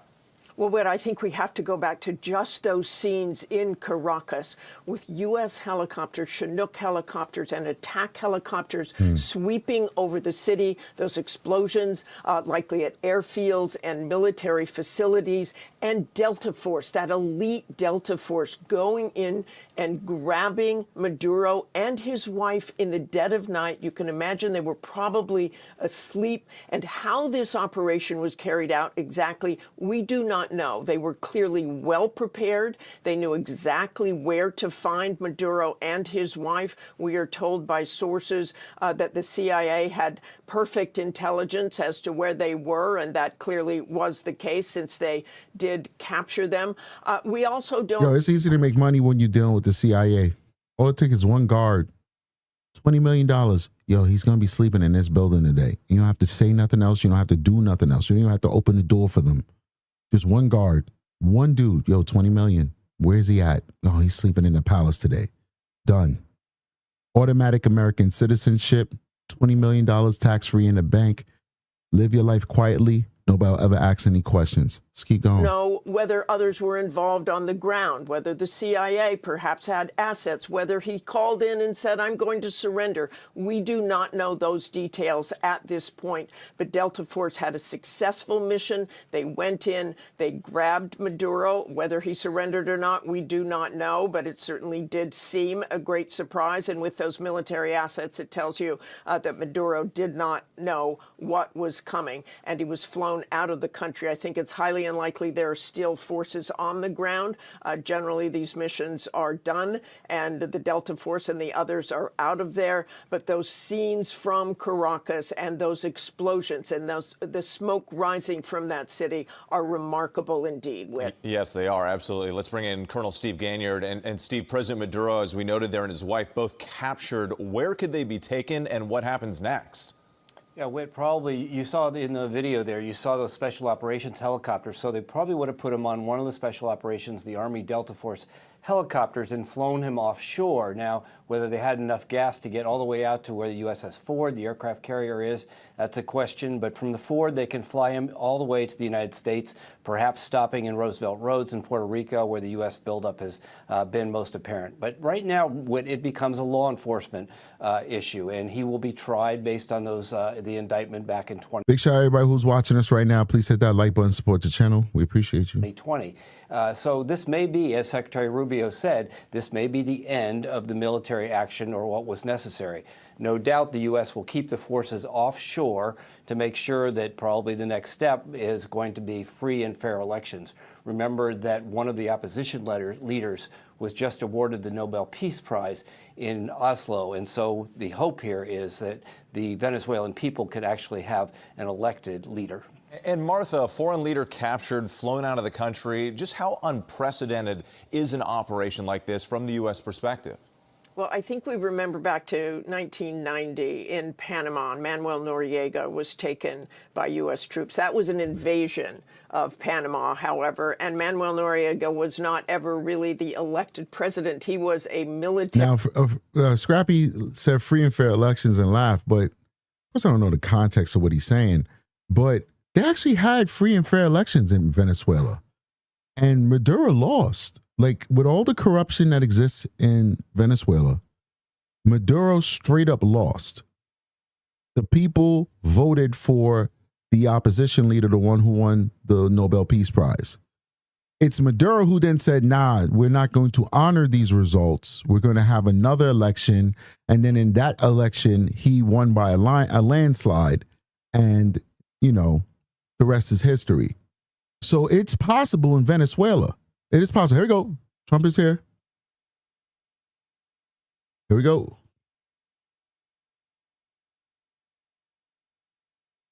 We appreciate you being here. Late last night and early today, at my direction, the United States Armed Forces conducted an extraordinary military operation in the capital of Venezuela. Overwhelming American military power, air, land, and sea, was used to launch a spectacular assault. And it was an assault like people have not seen since World War II. It was a force against a heavily fortified military fortress in the heart of Caracas to bring outlaw dictator Nicolas Maduro to justice. This was one of the most stunning, effective, and powerful displays of American military might and competence in American history. And if you think about it, we've done some other good ones, like the attack on Soleimani,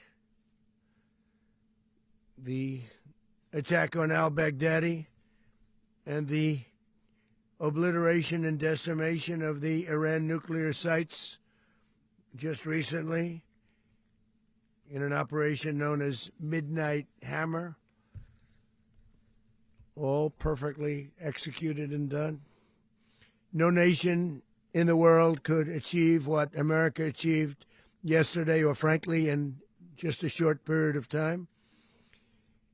All Venezuelan military capacities were rendered powerless as the men and women of our military, working with U.S. law enforcement, successfully captured Maduro in the dead of night. It was dark. The lights of Caracas were largely turned off due to a certain expertise that we have. It was dark and it was deadly. But captured along with his wife, Celia Flores, both of whom now face American justice. Maduro and Flores have been indicted in the Southern District of New York, it's Jay Clayton, for their campaign of deadly narco-terrorism against the United States and its citizens. I want to thank the men and women of our military who achieved such an extraordinary success overnight with breathtaking speed, power, precision, and competence. You rarely see anything like it. You've seen some raids in this country that didn't go so well. They were an embarrassment. If you look back to Afghanistan or if you look back to the Jimmy Carter days, they were different days. We're a respected country again, like never before. These highly trained warriors operating in collaboration with U.S. law enforcement caught them in a very ready position. They were waiting for us. They knew we had many ships out in the sea, just sort of waiting. They knew we were coming. So they were in what's called a ready position. But they were completely overwhelmed and very quickly incapacitated. If you would have seen what I saw last night, you would have been very impressed. I'm not sure that you'll ever get to see it, but it was an incredible thing to see. Not a single American service member was killed, and not a single piece of American equipment was lost. We had many helicopters, many planes, many people involved in that fight. But think of that, not one piece of military equipment was lost, not one service member was, more importantly, killed. The United States military is the strongest and most fearsome military on the planet by far. With capabilities and skills our enemies can scarcely begin to imagine. We have the best equipment anywhere in the world. There's no equipment like what we have, and you see that even if you just look at the boats. We've knocked out 97% of the drugs coming in by sea. 90%. Each boat kills on average, 25,000 people. We knocked out 97%. And those drugs mostly come from a place called Venezuela. We're going to run the country until such time as we can do a safe, proper, and judicious transition. So we don't want to be involved with having somebody else get in, and we have the same situation that we had for the last long period of years. So we are going to run the country until such time as we can do a safe, proper, and judicious transition. We're going to run Venezuela. Oh, shit. What?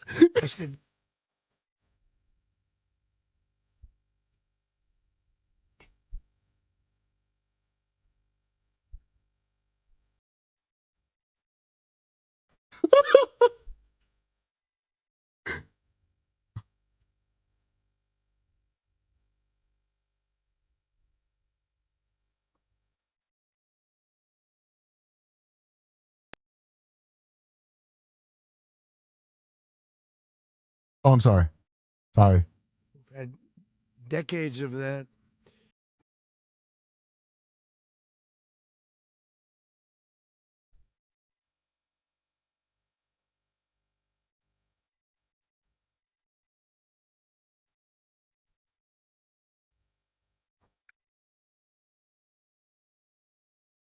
Can take place. So we're going to stay until such time as we're going to run it, essentially, until such time as a proper transition can take place. As everyone knows, the oil business in Venezuela has been a bust, a total bust, for a long period of time. They were pumping almost nothing by comparison to what they could have been pumping and what could have taken place. We're going to have our very large United States oil companies, the biggest anywhere in the world, go in, spend billions of dollars, fix the badly broken infrastructure, the oil infrastructure, and start making money for the country.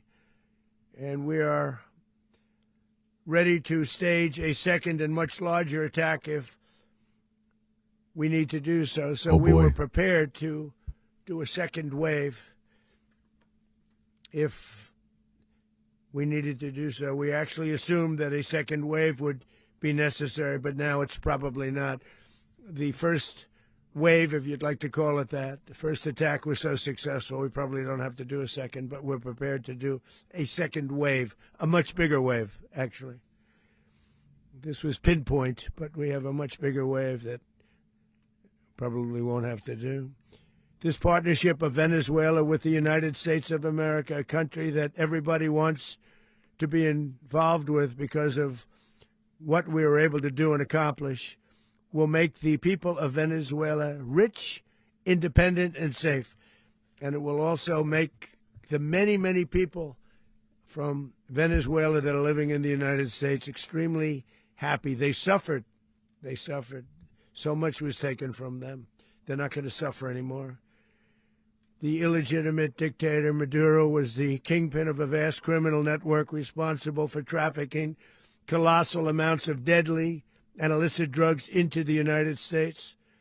As alleged in the indictment, he personally oversaw the vicious cartel known as Cartel de las Solas, which flooded our nation with lethal poison, responsible for the deaths of countless Americans, many, many Americans. Hundreds of thousands over the years of Americans died because of him.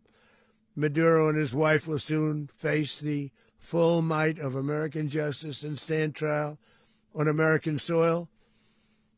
Right now, they're on a ship. They'll be heading to, ultimately, New York. A ship? Why not fly them? A decision will be made, I assume, between New York and Miami or Florida. But we have people where the overwhelming evidence of their crimes will be presented in a court of law. And I've seen it. I've seen what we have. It's both horrible and breathtaking that something like this could have been allowed to take place. For many years after his term as president of Venezuela expired, Maduro remained in power and waged a ceaseless campaign of violence, terror, and subversion against the United States of America, threatening not only our people, but the stability of the entire region.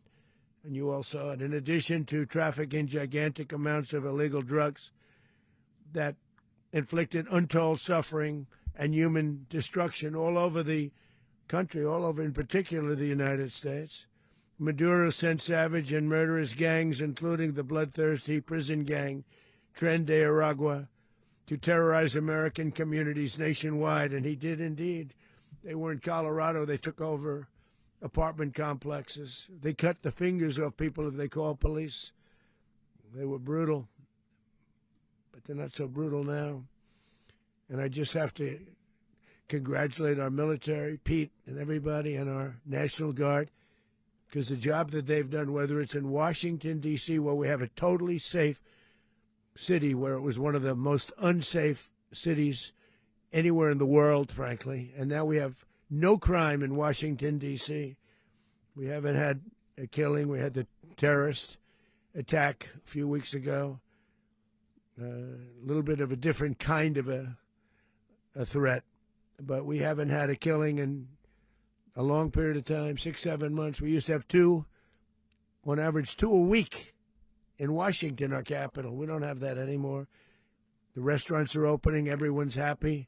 They're going, they're walking their daughters, they're walking their children, their wives, they walk to restaurants. Restaurants are opening all over Washington, D.C. So I want to thank the National Guard. I want to thank our military. And I want to thank law enforcement. It's been amazing. And they should do it with more cities. We're doing it, as you know, and we're doing it in Memphis, Tennessee right now, and crime is down. We've just sort of started a few weeks ago, but crime is down now 77%. And the governor of Louisiana called, great person, and he wanted us to help him, as you know, in a certain very nice part of Louisiana, and we have done that. And it was a rough section, and we have crime down. I understand it's down to almost nothing already after 2.5 weeks. New Orleans, it's down to almost nothing. And we've only been there for 2.5 weeks. Can't imagine why governors wouldn't want us to help. We also helped, as you know, in Chicago, and crime went down a little bit there. We did a very small help because we had no working ability with the governor. The governor was a disaster, and the mayor was a disaster. But it knocked down crime. But we're pulling out of there. When they need us, we'll know. You'll know. You'll be writing about it. And likewise, Los Angeles, where we saved Los Angeles early on, where the head of the police department made a statement that if the federal government didn't come in, we would have. Mr. President, I just want to remind you that we're talking about Venezuela. Lost Los Angeles. Just saying. But we'll be pulling out when they need us. They'll call, or we'll go back if we have to. We'll go back. We got Maduro on a boat right now, right? But the place that we're very proud of is Washington, D.C., because it's our nation's World War III on the coast of Venezuela. Come on, man. One of the safest cities in the country. But the gangs that they sent raped, tortured, and murdered American women and children. They were in all of the cities I mentioned. Tren de Aragua. Yeah, Tren de is serious, though. I'm not going to lie to you people. They were sent by Maduro to terrorize our people, and now Maduro will never again be able to threaten an American citizen or anybody from Venezuela. Listen, I just want to say this. You believe whatever you want to believe or don't believe what this man is saying right now, but I got to tell you guys this from somebody who's on the ground. The Tren de Aragua, serious threat to America. Seen it with my own eyes. And we got a lot of folks that are investigated in the last 2 years from Venezuela who are engaging with sexual assault. That's a fact. There was a time I wasn't getting no cases from nobody else but Venezuelans. And I'm sorry to say that. I'm not proud to say it. There's a lot of good Venezuelan people. There's a lot of people who just want to escape whatever was happening in that country. They just want a better life for their family. And I met them beautiful people and beautiful ladies, no disrespect. But we got a lot of crime that nobody will talk about.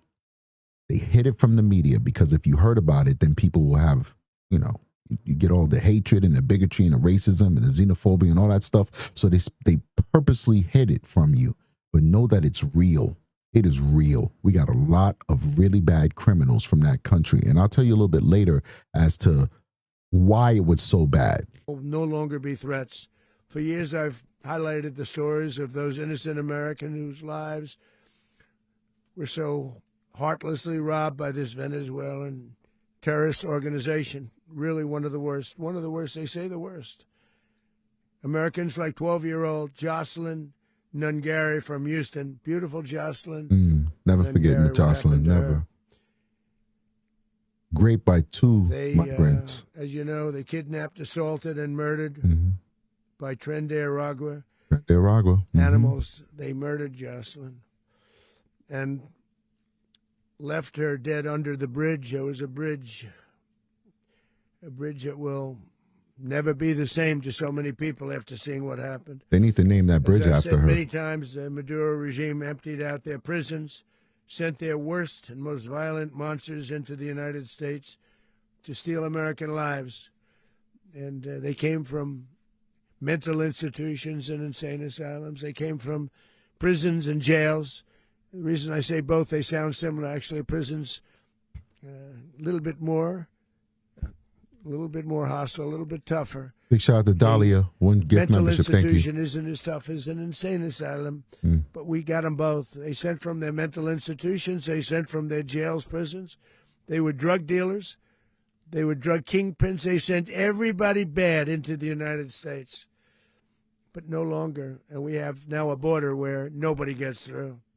In addition, Venezuela unilaterally seized and stole American oil, American assets, and American platforms, costing us billions and billions of dollars. They did this a while ago, but we never had a president that did anything about it. They took all of our property. It was our property. We built it. And we never had a president that decided to do anything about it. Instead, they fought wars that were 10,000 miles away.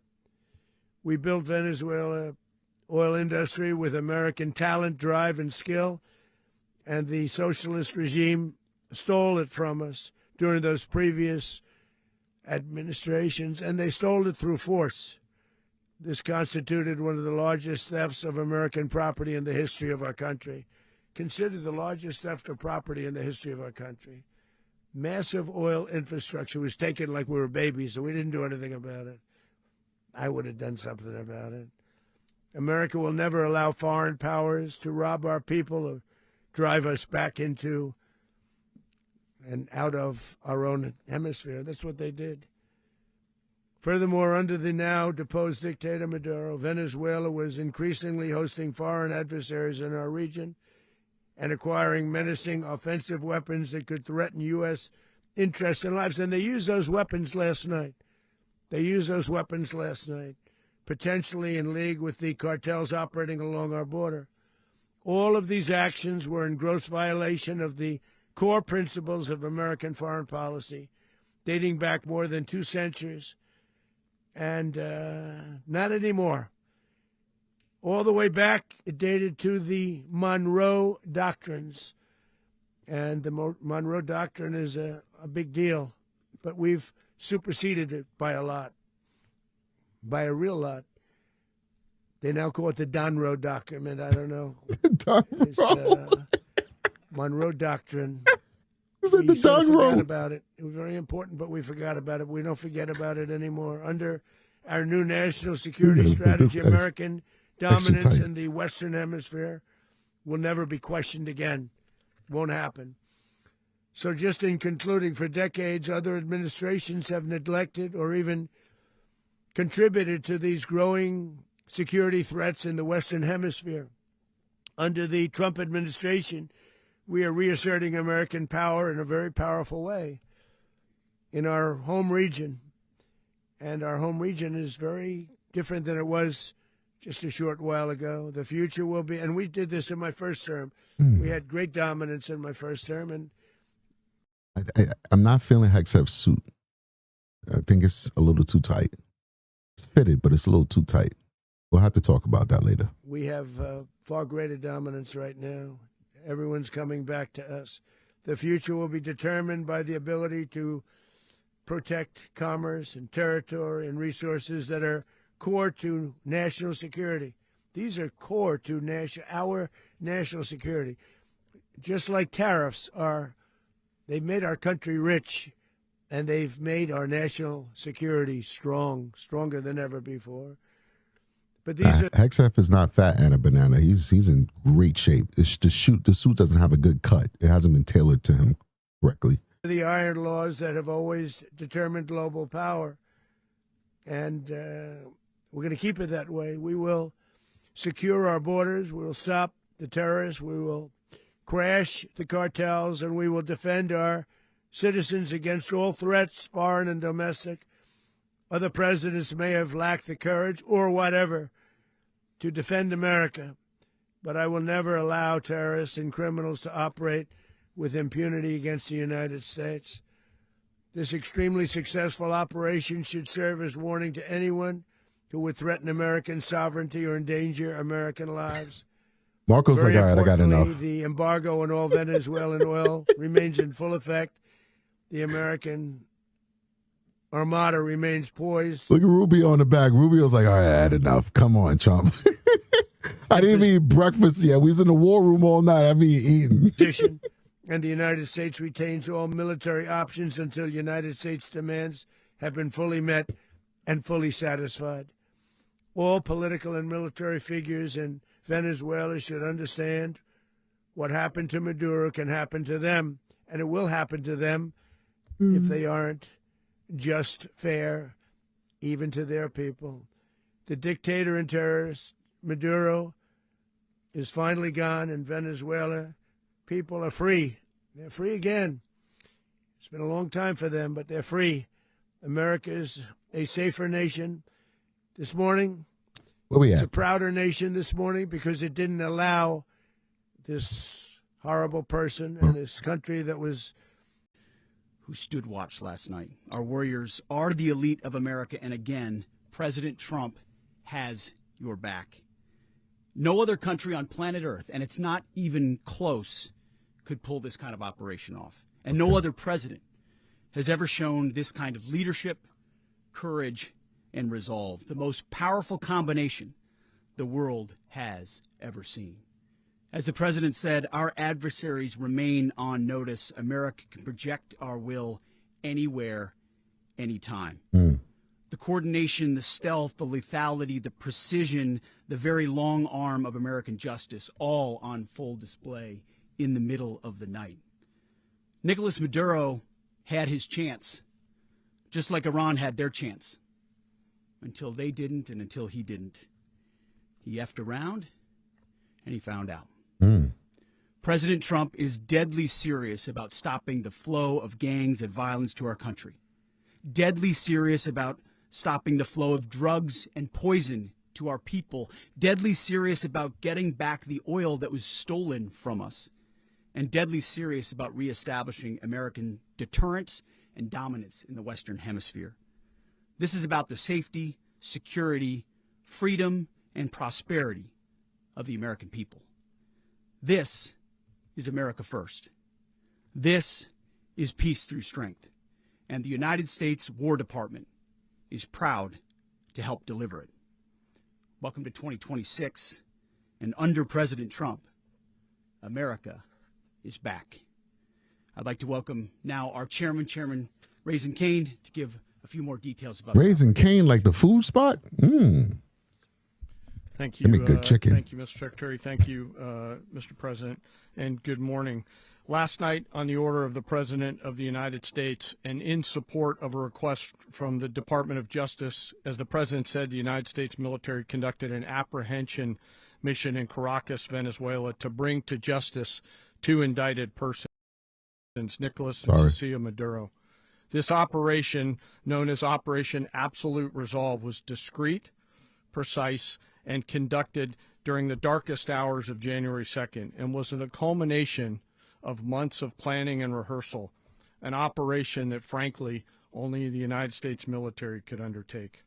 What I'd like to do this morning is talk to you through some of the preparation and the details without compromising any of our tactics, techniques, and procedures. Okay, let's see. There is always a chance that we'll be tasked to do this type of mission again.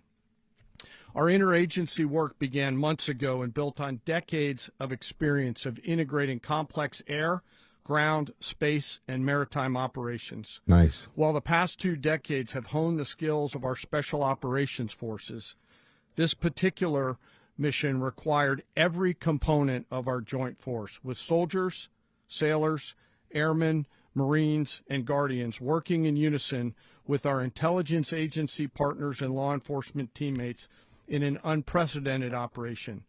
We leveraged our unmatched intelligence capabilities and our years of experience in hunting terrorists, and we could not have done this mission without the incredible work by various intelligence agencies, including the CIA, NSA, and NGA. We watched, we waited, we prepared, we remained patient and professional.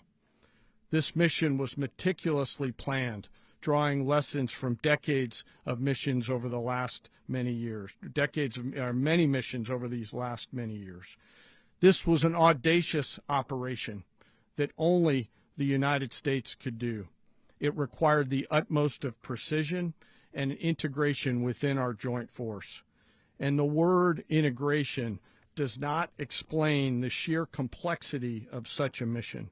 An extraction so precise it involved more than 150 aircraft launching across the Western Hemisphere in close coordination, all coming together in time and place to layer effects for a single purpose: to get an interdiction force into downtown Caracas while maintaining the element of tactical surprise. Wow.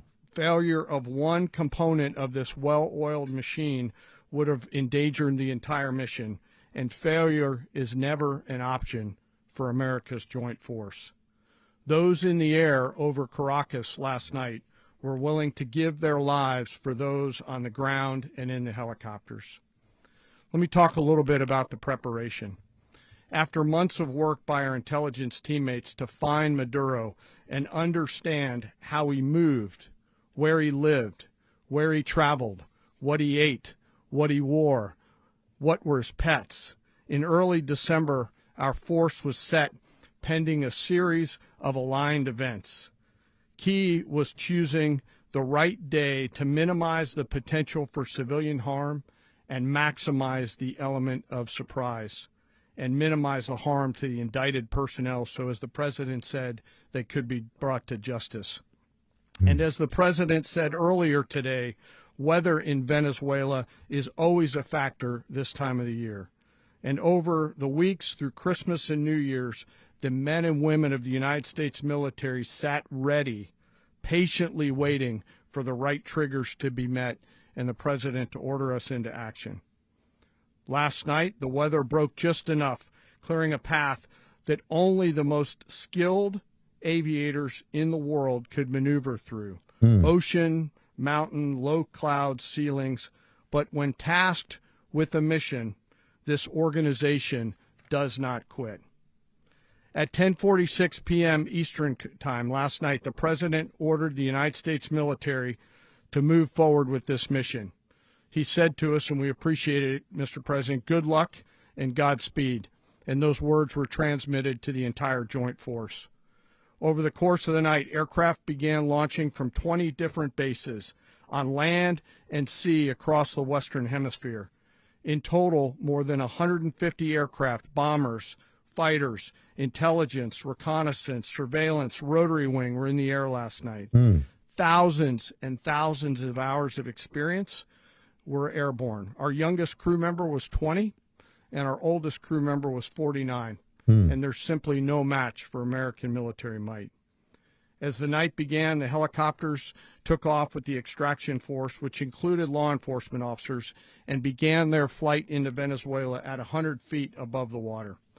As they approached Venezuelan shores, the United States began layering different effects provided by Spacecom, Cybercom, and other members of the interagency to create a pathway. Overhead, those forces were protected by aircraft from the United States Marines, the United States Navy, the United States Air Force, and the Air National Guard.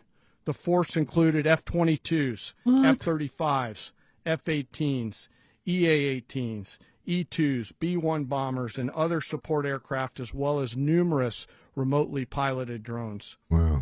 As the force began to approach Caracas, the Joint Air Component began dismantling and disabling the air defense systems in Venezuela, employing weapons to ensure the safe passage of the helicopters into the target area. We saw that with our own eyes. The goal of our air component was, and always will be to protect the helicopters and the ground force and get them to the target and get them home. As the force crossed the last point of high terrain where they'd been hiding in the clutter, we assessed that we had maintained totally the element of surprise. As the helicopter force ingressed towards the objective at low level, we arrived at Maduro's compound at 1:01 a.m. Eastern Standard Time, or 2:01 a.m. Caracas local time, and the apprehension force descended into Maduro's compound and moved with speed, precision, and discipline towards their objective, and isolated the area to ensure the safety and security of the ground force while apprehending the indicted persons. On arrival into the target area, the helicopters came under fire, and they replied with that fire with overwhelming force in self-defense. One of our aircraft was hit but remained flyable, and as the president said earlier today, all of our aircraft came home, and that aircraft remained flyable during the rest of the mission. As the operation unfolded at the compound, our air and ground intelligence teams provided real-time updates to the ground force, ensuring those forces could safely navigate the complex environment without unnecessary risk. The force remained protected by overhead tactical aviation. Maduro and his wife, both indicted, gave up and were taken into custody by the Department of Justice, assisted by our incredible U.S. military with professionalism and precision, with no loss of U.S. life. Nice. After securing the indicted persons, the force began to prep for departure. Helicopters were called in to exfiltrate the extraction force, while fighter aircraft and remotely piloted aircraft provided overhead coverage and suppressive fire. There were multiple self-defense engagements as the force began to withdraw out of Venezuela. The force successfully exfiltrated and returned to their afloat launch bases, and the force was over the water at 3:29 a.m. Eastern Standard Time with indicted persons on board. 2 hours. And both Maduro and his wife were embarked aboard the USS Iwo Jima. In closing, what we've witnessed today is a powerful demonstration of America's joint force. We think, we develop, we train, we rehearse, we debrief, we rehearse again and again, not to get it right, but to ensure that we cannot get it wrong. Amen. Our jobs are to integrate combat power so when the order comes, we can deliver overwhelming force at the time and the place of our choosing against any foe anywhere in the world. I am immensely proud today of our joint force and filled with gratitude to represent them here today. There is simply no mission too difficult for these incredible professionals and the families that stand by them and support them. As we stand here this morning, our forces remain in the region at a high state of readiness, prepared to project power, defend themselves, and our interests in the region. This operation is a testament to the dedication and unwavering commitment to justice and our resolve to hold accountable those who threaten peace and stability. In closing, I want to express my heartfelt gratitude to the brave men and women who executed this mission. Their courage and tireless commitment to our nation are what makes us strong. Thank you, Mr. Secretary, and thank you, Mr. President. All right. Big respect to the military, I don't man. have much to add to what you've heard now, other than the following points. Nicolas Maduro was indicted in 2020 in the United States. He is not the legitimate president of Venezuela. That's not just us saying it. The first Trump administration, the Biden administration, the second Trump administration, none of those three recognized him. He's not recognized by the European Union and multiple countries around the world. He is a fugitive of American justice with a $50 million reward, which I guess we saved $50 million. And make sure. Yeah, exactly. But don't let anybody claim it. Nobody deserves it. But I want to be clear about one thing. Nicolas Maduro had multiple opportunities to avoid this. He was provided multiple very, very, very generous offers and chose instead to act like a wild man, chose instead to play around. Yeah, he did play around. And the result is what we saw tonight. The other message here is the following. You have a guy, like many people around the world, they like to play games. You have a guy who decides he's going to invite Iran into his country, is going to, do the confiscation of American oil companies, is going to flood our country with gang members, is going to take Americans prisoner and try to hold them for hostage and trade them like he was able to do with the Biden administration. Basically likes to play games all this time and thinks nothing's going to happen. And I hope what people now understand is that we have a president. The 47th president of the United States is not a game player. When he tells you that he's going to do something, when tells you he's going to address a problem, he means it. He actions it. I can tell you, I've watched this process now for 14, 15 years, been around it. Everybody talks. I'm going to do this. I'm going to do that. When I get there, we're going to do this. We're going to take. This is a president of action. Like, I don't understand yet how they haven't figured this out. And now, if you don't know, now you know. Because this is the way it's going to play out. And I think people need to understand that this is not a president that just talks and does letters and press conferences. And, if he says he's serious about something, he means it. And this is something that was a direct threat to the national interest of the United States, and the president addressed it. There's a president of peace, by the way. I told you what I just said earlier. This guy had multiple opportunities to find his way somewhere else and figure out another. He could have been living somewhere else right now very happy, but instead he wanted to play big boy. And so now, he's got other sets of problems on his hands. And but I think that the message here should be for the world. Look, the president doesn't go out looking for people to pick fights with. He's not generally wants to get along with everybody. We'll talk and meet with anybody, but don't play games. Don't play games with this president's in office, because it's not going to turn out well. And so I hope that I guess that lesson was learned last night, and we hope it'll be instructive moving forward. Is that a message for Cuba, Mr. President?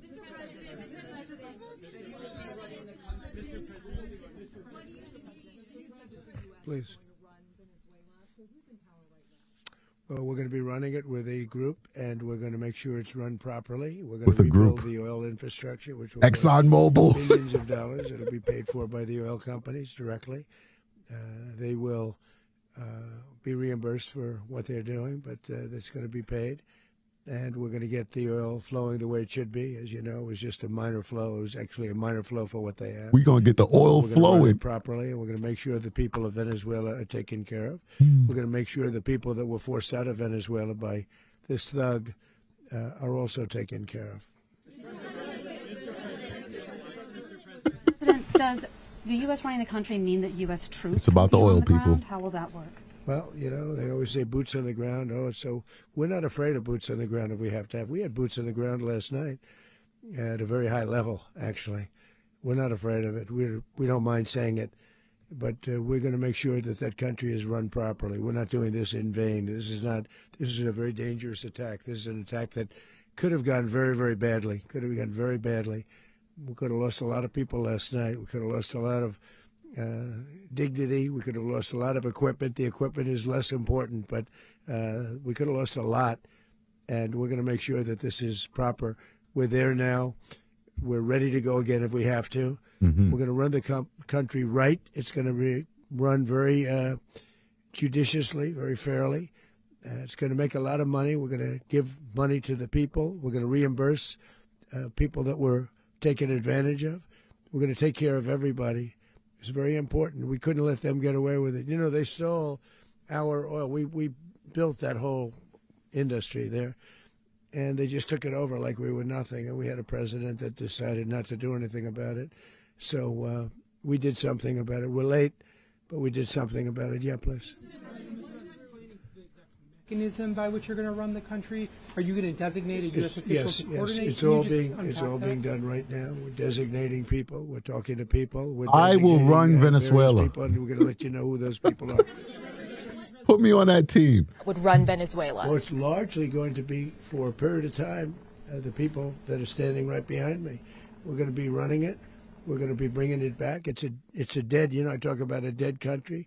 A year and a half ago, we were a dead country. Now we're the hottest country anywhere in the world. We're a country doing better than any country anywhere in the world, and it required leadership. Venezuela has a lot of bad people in there. A lot of bad people that shouldn't be leading. We're not going to take a chance that one of those people take over for Maduro.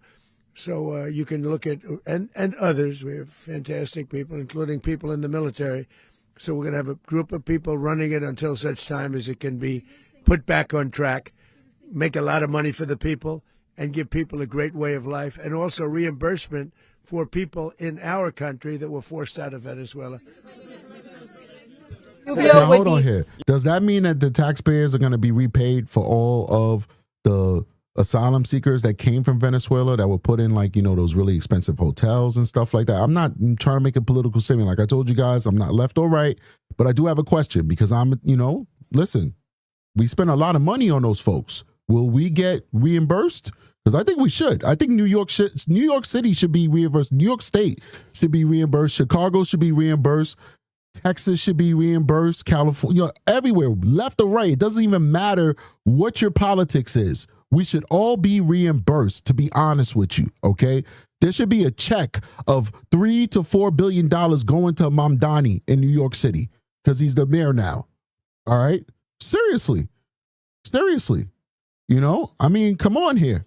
You said earlier today that you weren't going to back Machado to come back and be the opposition leader in your Fox and Friends interview. And then you also mentioned the vice president of Venezuela. Are you going to work with the vice president of Venezuela, or how do you foresee the relationship going? I understand she was just sworn in, but she was, as you know, picked by Maduro. So Marco's working on that directly. He just had a conversation with her, and she's essentially willing to do what we think is necessary to make Venezuela great again. Very simple. Mr. President, Colombian President Gustavo Petro, a couple weeks ago, he said he's got to watch his ass. And today he said he's not concerned about anything happening to him in the aftermath of this operation. So just what your message is about that. Well, he has cocaine mills. He has factories where he makes cocaine. And, yeah, I think I stick by my first statement. He's making cocaine. They're sending it into the United States. So he does. Look how divided the country is, right? We own their oil fields now. And more efforts still want to be divisive. This guy says, the problem is your governor and your mayor invited them in. Listen, I'm not disputing you. But who cares? That's the past. We own their oil fields now, man. It's time to get paid, baby. Have to watch his ass. Mr. President, did you notify any members of Congress in advance? Marco, do you want to talk about that? Because you were involved in it. Sure. We called members of Congress immediately after. This was not the kind of mission that you can do congressional notification on. It was a trigger-based mission in which conditions had to be met night after night. We watched and monitored that for a number of days. So it's just simply not the kind of mission you can call people and say, hey, we may do this at some point in the next 15 days. But it's largely a law enforcement function. Remember, at the end of the day, at its core, this was an arrest of 2 indicted fugitives of American justice, and the Department of War supported the Department of Justice in that job. Now, there are broader policy implications here, but it's just not the kind of mission that you can pre-notify because it endangers the mission. Plus, if I could add one thing to that, Congress has a tendency to leak. This would not be good. If they leaked, General, I think it would have been maybe a very different result. But I have to say, they knew we were coming at some point, you know. We had a lot of ships out there. They sort of knew we were coming. We went there. But Congress will leak, and we don't want leakers. Look at Marco Rubio. Watch this all play out live. What was Maduro doing when the U.S. forces entered what I assume would be his home? And also, was there any point where the U.S. was considering if Maduro pushed back or resisted killing Maduro? It could have happened. It could have happened. He was trying to get into a safe place. You know what a safe place is, all steel. And he wasn't able to make it to the door because our guys were so fast. They went through the opposition so fast. And there was a lot of opposition. You know, people were wondering, do we get them by surprise? Sort of surprised, but they were waiting for something. It was a lot of opposition. There was a lot of gunfire. You saw some of it today. But he was trying to get to a safe place, which wasn't safe because we would have had the door blown up in about 47 seconds, they say on average, regardless of how thick the steel was. Yeah, gas is very low. It was a very heavy door, but he was unable to get to that door. He made it to the door. He was unable to close it. Go ahead, finish. They do what I do when I knock on the door. You put your foot in the door. He's trying to close the steel door. They put their foot in like, nah, man. Open up. To be in the time being right now, do you know his exact Well, whereabouts? eventually, ultimately, in the near future, he's going to be brought to New York. And where is he going to be held? Where is he going to be held in New York? Do you know? That's going to be up to the officials that do these things. Justice Department. Mr. President, the U.S. has something of a mixed track record of ousting dictators without necessarily a plan for what comes afterwards. Not with Did me. that weigh on your decision? Well, that's when we had different presidents, but with me, that's not true. With me, we've had a perfect track record of winning. We win a lot, and we win. If you look at Soleimani, you look at al-Baghdadi, you look at the Midnight Hammer. All right, anybody who's in California with high gas prices, no knock on California, just please understand that you have different laws out there, and you guys have a lot of taxes and fees on your gas. So you're paying a lot. But the rest of us, I'm in New York, and I just paid $2.96 or something like that for gas at 7-Eleven. Like the rest of the country is not experiencing a gas crisis. Only California, unfortunately. And, you know, I feel sorry for my brothers and sisters out there but I keep seeing people in California. I'm not saying a poster who said that, but in other shows, people in California be like, oh, my gas is so high. Like that's a reflection on the rest of the country. It's not.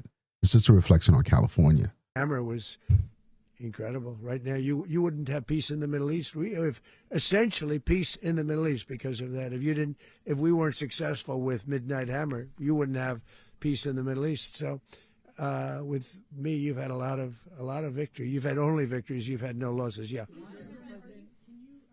How long do you expect the U.S. to run Venezuela, and how soon do you want the Venezuelan people to hold elections? So I'd like to do it quickly, but it takes a period of time. You know, we're rebuilding. We have to rebuild their whole infrastructure. The infrastructure is rotted. It's actually very dangerous. It's blow-up territory. Oil is very dangerous. It's a very dangerous thing to take out of the ground. It can kill a lot of people. It has killed a lot of people doing just that. The infrastructure is old. It's rotted. Much of it is stuff that we put there 25 years ago, and we're going to be replacing it. And we're going to take a lot of money out so that we can take care of the country. Yeah. Are you saying that Secretary Rubio and Mr. President, China, Russia, and Iran have interests in Venezuela. How does this operation affect your relationships with them when it comes to the oil and drugs? In terms of China and Russia, well, Russia when we get things straightened out. But in terms of other countries that want oil, we're in the oil business. We're going to sell it to them. We're not going to say we're not going to give it.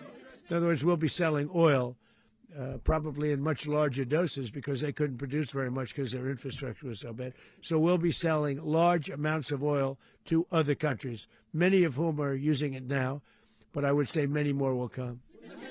Are you saying, Mr. President, are you saying that, Mr. President, are you saying that, Mr. President, thank you. What is your message to the people of Venezuela today? Of course, the civilian population specifically, they have a lot of questions. What is your message to the people of Venezuela? That you're going to have peace, justice. You're going to have some of the riches that you should have had for a long period of time. It was stolen from you. But you're going to have peace and you're going to have safety. You're going to have justice. You're going to have a country. You're going to have a real country. You're going to have potentially a great country. You know, if you go back 20 years, maybe even a little longer ago, that was a great country. And they destroyed it. Remember I said that if we lose this election, the United States will be Venezuela on steroids. That's what would have happened. Had we lost the election, the 2024 election, we suffered so badly when you look at the border from 2020. What they did, what Joe Biden administration did to our country should never be forgotten. But if we had to go through another year of that, we would be exactly where Venezuela was in terms. I used to say, if they win, we're going to be Venezuela on steroids, and that's what would have happened.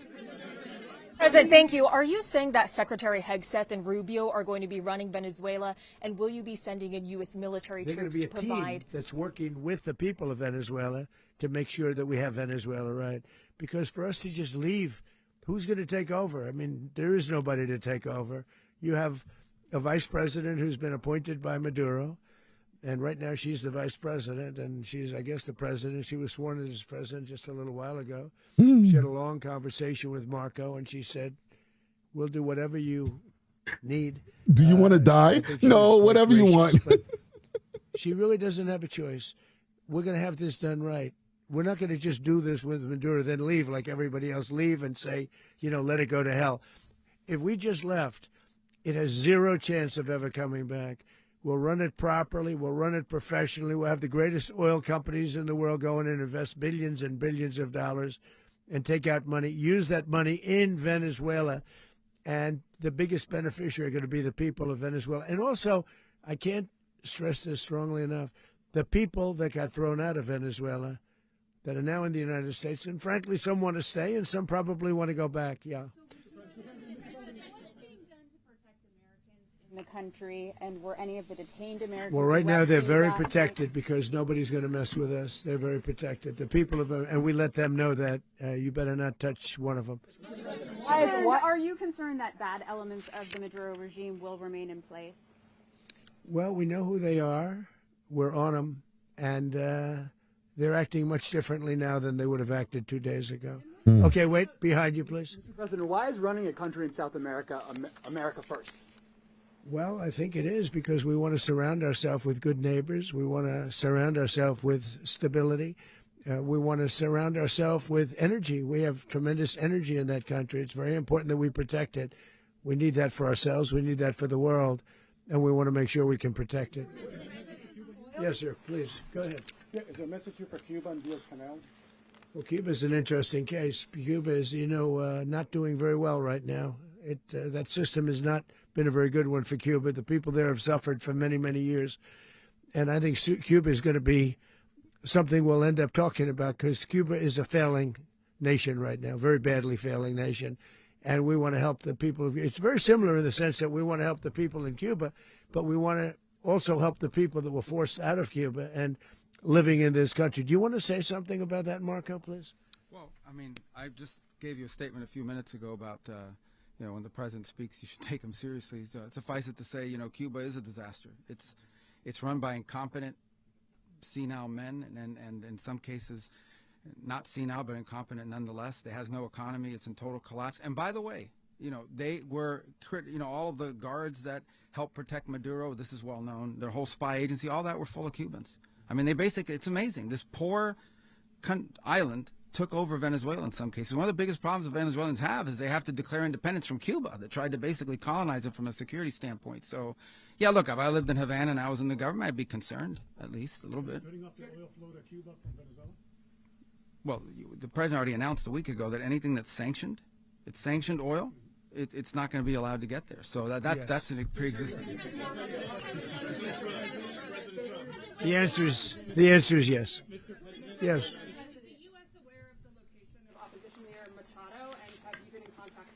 No, we haven't. No, we haven't. Mr. President.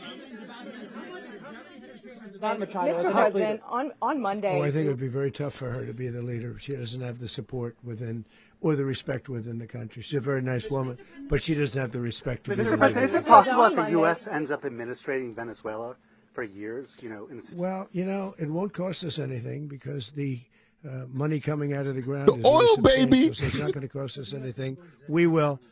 Well, we want safety there. We want to be surrounded by countries that aren't housing all of our enemies all over the world. That's what that was happening, and you don't want to have that. But we're going to be rebuilding, and we're not spending money. The oil companies are going to go in. They're going to spend money. We're going to take back the oil that, frankly, we should have taken back a long time ago. A lot of money is coming out of the ground. We're going to get reimbursed for all of that. We're going to get reimbursed for everything that we spend. So it's going to be a very important. This is a very big evening that took place last night. Hit the like button, we have people. to be surrounded by safe, secure countries, and we also have to have energy. Very important. We have to have energy that's real energy, not where they're getting 4% and 5% of the energy out of the ground. You take a look. It was such a disaster. So what's going to happen with Venezuela, I think, over the next period of a year, is going to be a great thing, and the people of Venezuela will be the biggest beneficiaries. Going to send in the U.S. military. Mr. President, thank you. What did you last speak to Maduro about when you spoke? And is the Well, US I don't want to get at war into with the Venezuela? conversations, but I did have conversations with him, and I said, you got to surrender. And I actually thought he was pretty close to doing so, but now he wished he did, yeah.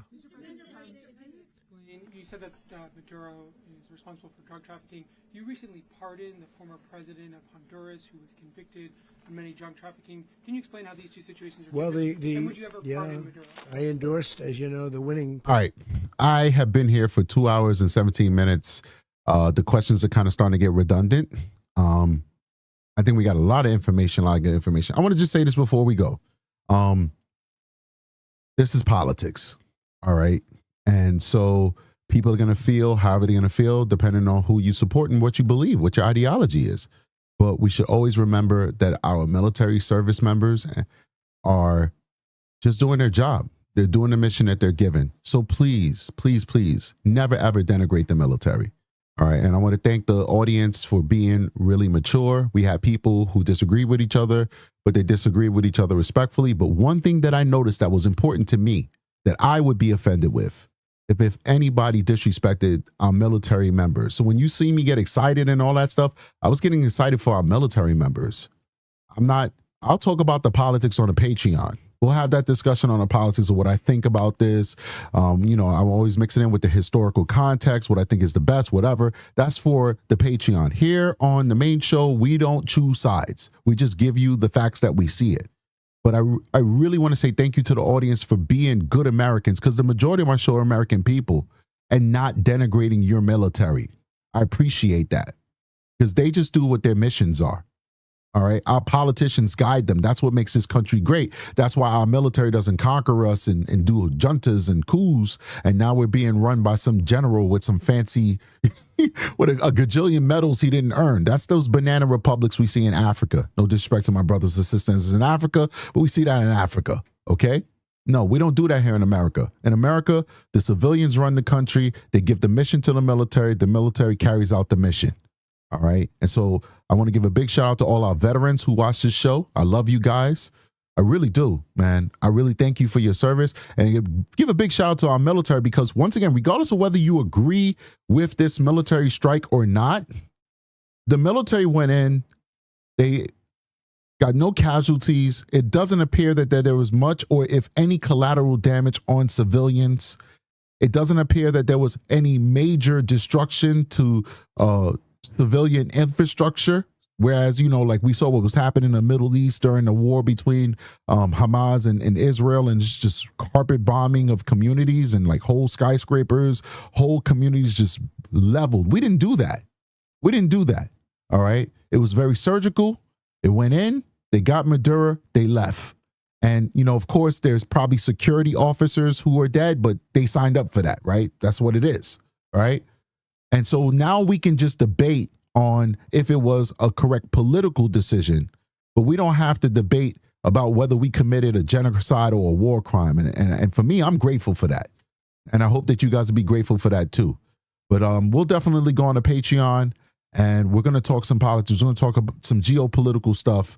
And I'll give you my feeling on that. If you don't want to hear that, once again, the Patreon is everything. We talk about everything, but we talk a lot of true crime. So you can just skip that show if you don't want to hear my geopolitical take on it. But if you do, then we'll be talking about that either today or in the next few days, because I do want to do a D4VD show today. So we're doing a David show that we've been just waiting to do for a while, but then all these other cases came up and I'm like, I got to talk about those cases. So there's two things I want to do. I want to do a reaction to Nick from the Gypsy Rose Blanchard situation that we're following. He had this crazy video I got to react to.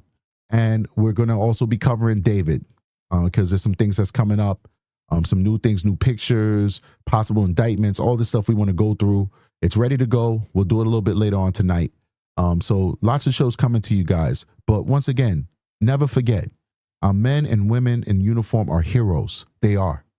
This country would not be able to be what it is right now if not for the men and women of our military. If we were just an economic power and had no military, I guarantee you we'd been invaded already. Russia would have invaded us already. China would have invaded us. Even Canada would have invaded us. Even Mexico. We already fought Mexico. Mexican-American War. The reason why you're able to live in safety, regardless of what your political beliefs are, is because of the United States military, the fear of our might. And for good or for bad, even in bad situations, you can find good. So even if you don't agree with what happened today or today, because it happened early morning in Venezuela, there is a silver lining to that, because the surgical strike, the precision of our military sends a message to our adversaries. Don't fuck with America. Don't mess with us. If you don't like the president, we could fix that stuff. You just got to get good candidates and have them elected into office. Our politics could change. But one thing that has to be an immovable rock is for this world to know, don't fuck with America. And that is true power. That they understand you can't push us over. You can't roll us over. All right?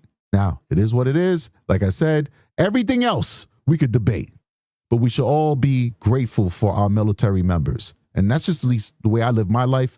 You live your life how you want to live your life. You think whatever you want to think. You have whatever ideology you want to have. That's your business. I'm not here to change your mind. I'm just grateful that people were respectful to our military service members in the chat, because YouTube can be a very toxic place, but you guys are the best audience on the planet. And I'm not telling you to agree with the president or even to disagree with him. We're not here for that. All right. Just respect the military. All right, guys, you guys are great, man. Thank you so much for your time. Please make sure you hit the like button on your way out the building. I think we saw some pretty interesting videos of the strike, and I think more videos will come, and we'll probably cover that on the Patreon. I don't think I'll come back on the main show with this. I just felt like you guys, we need to cover this together because this is history here. Whether it's good history or bad history, we experience history together.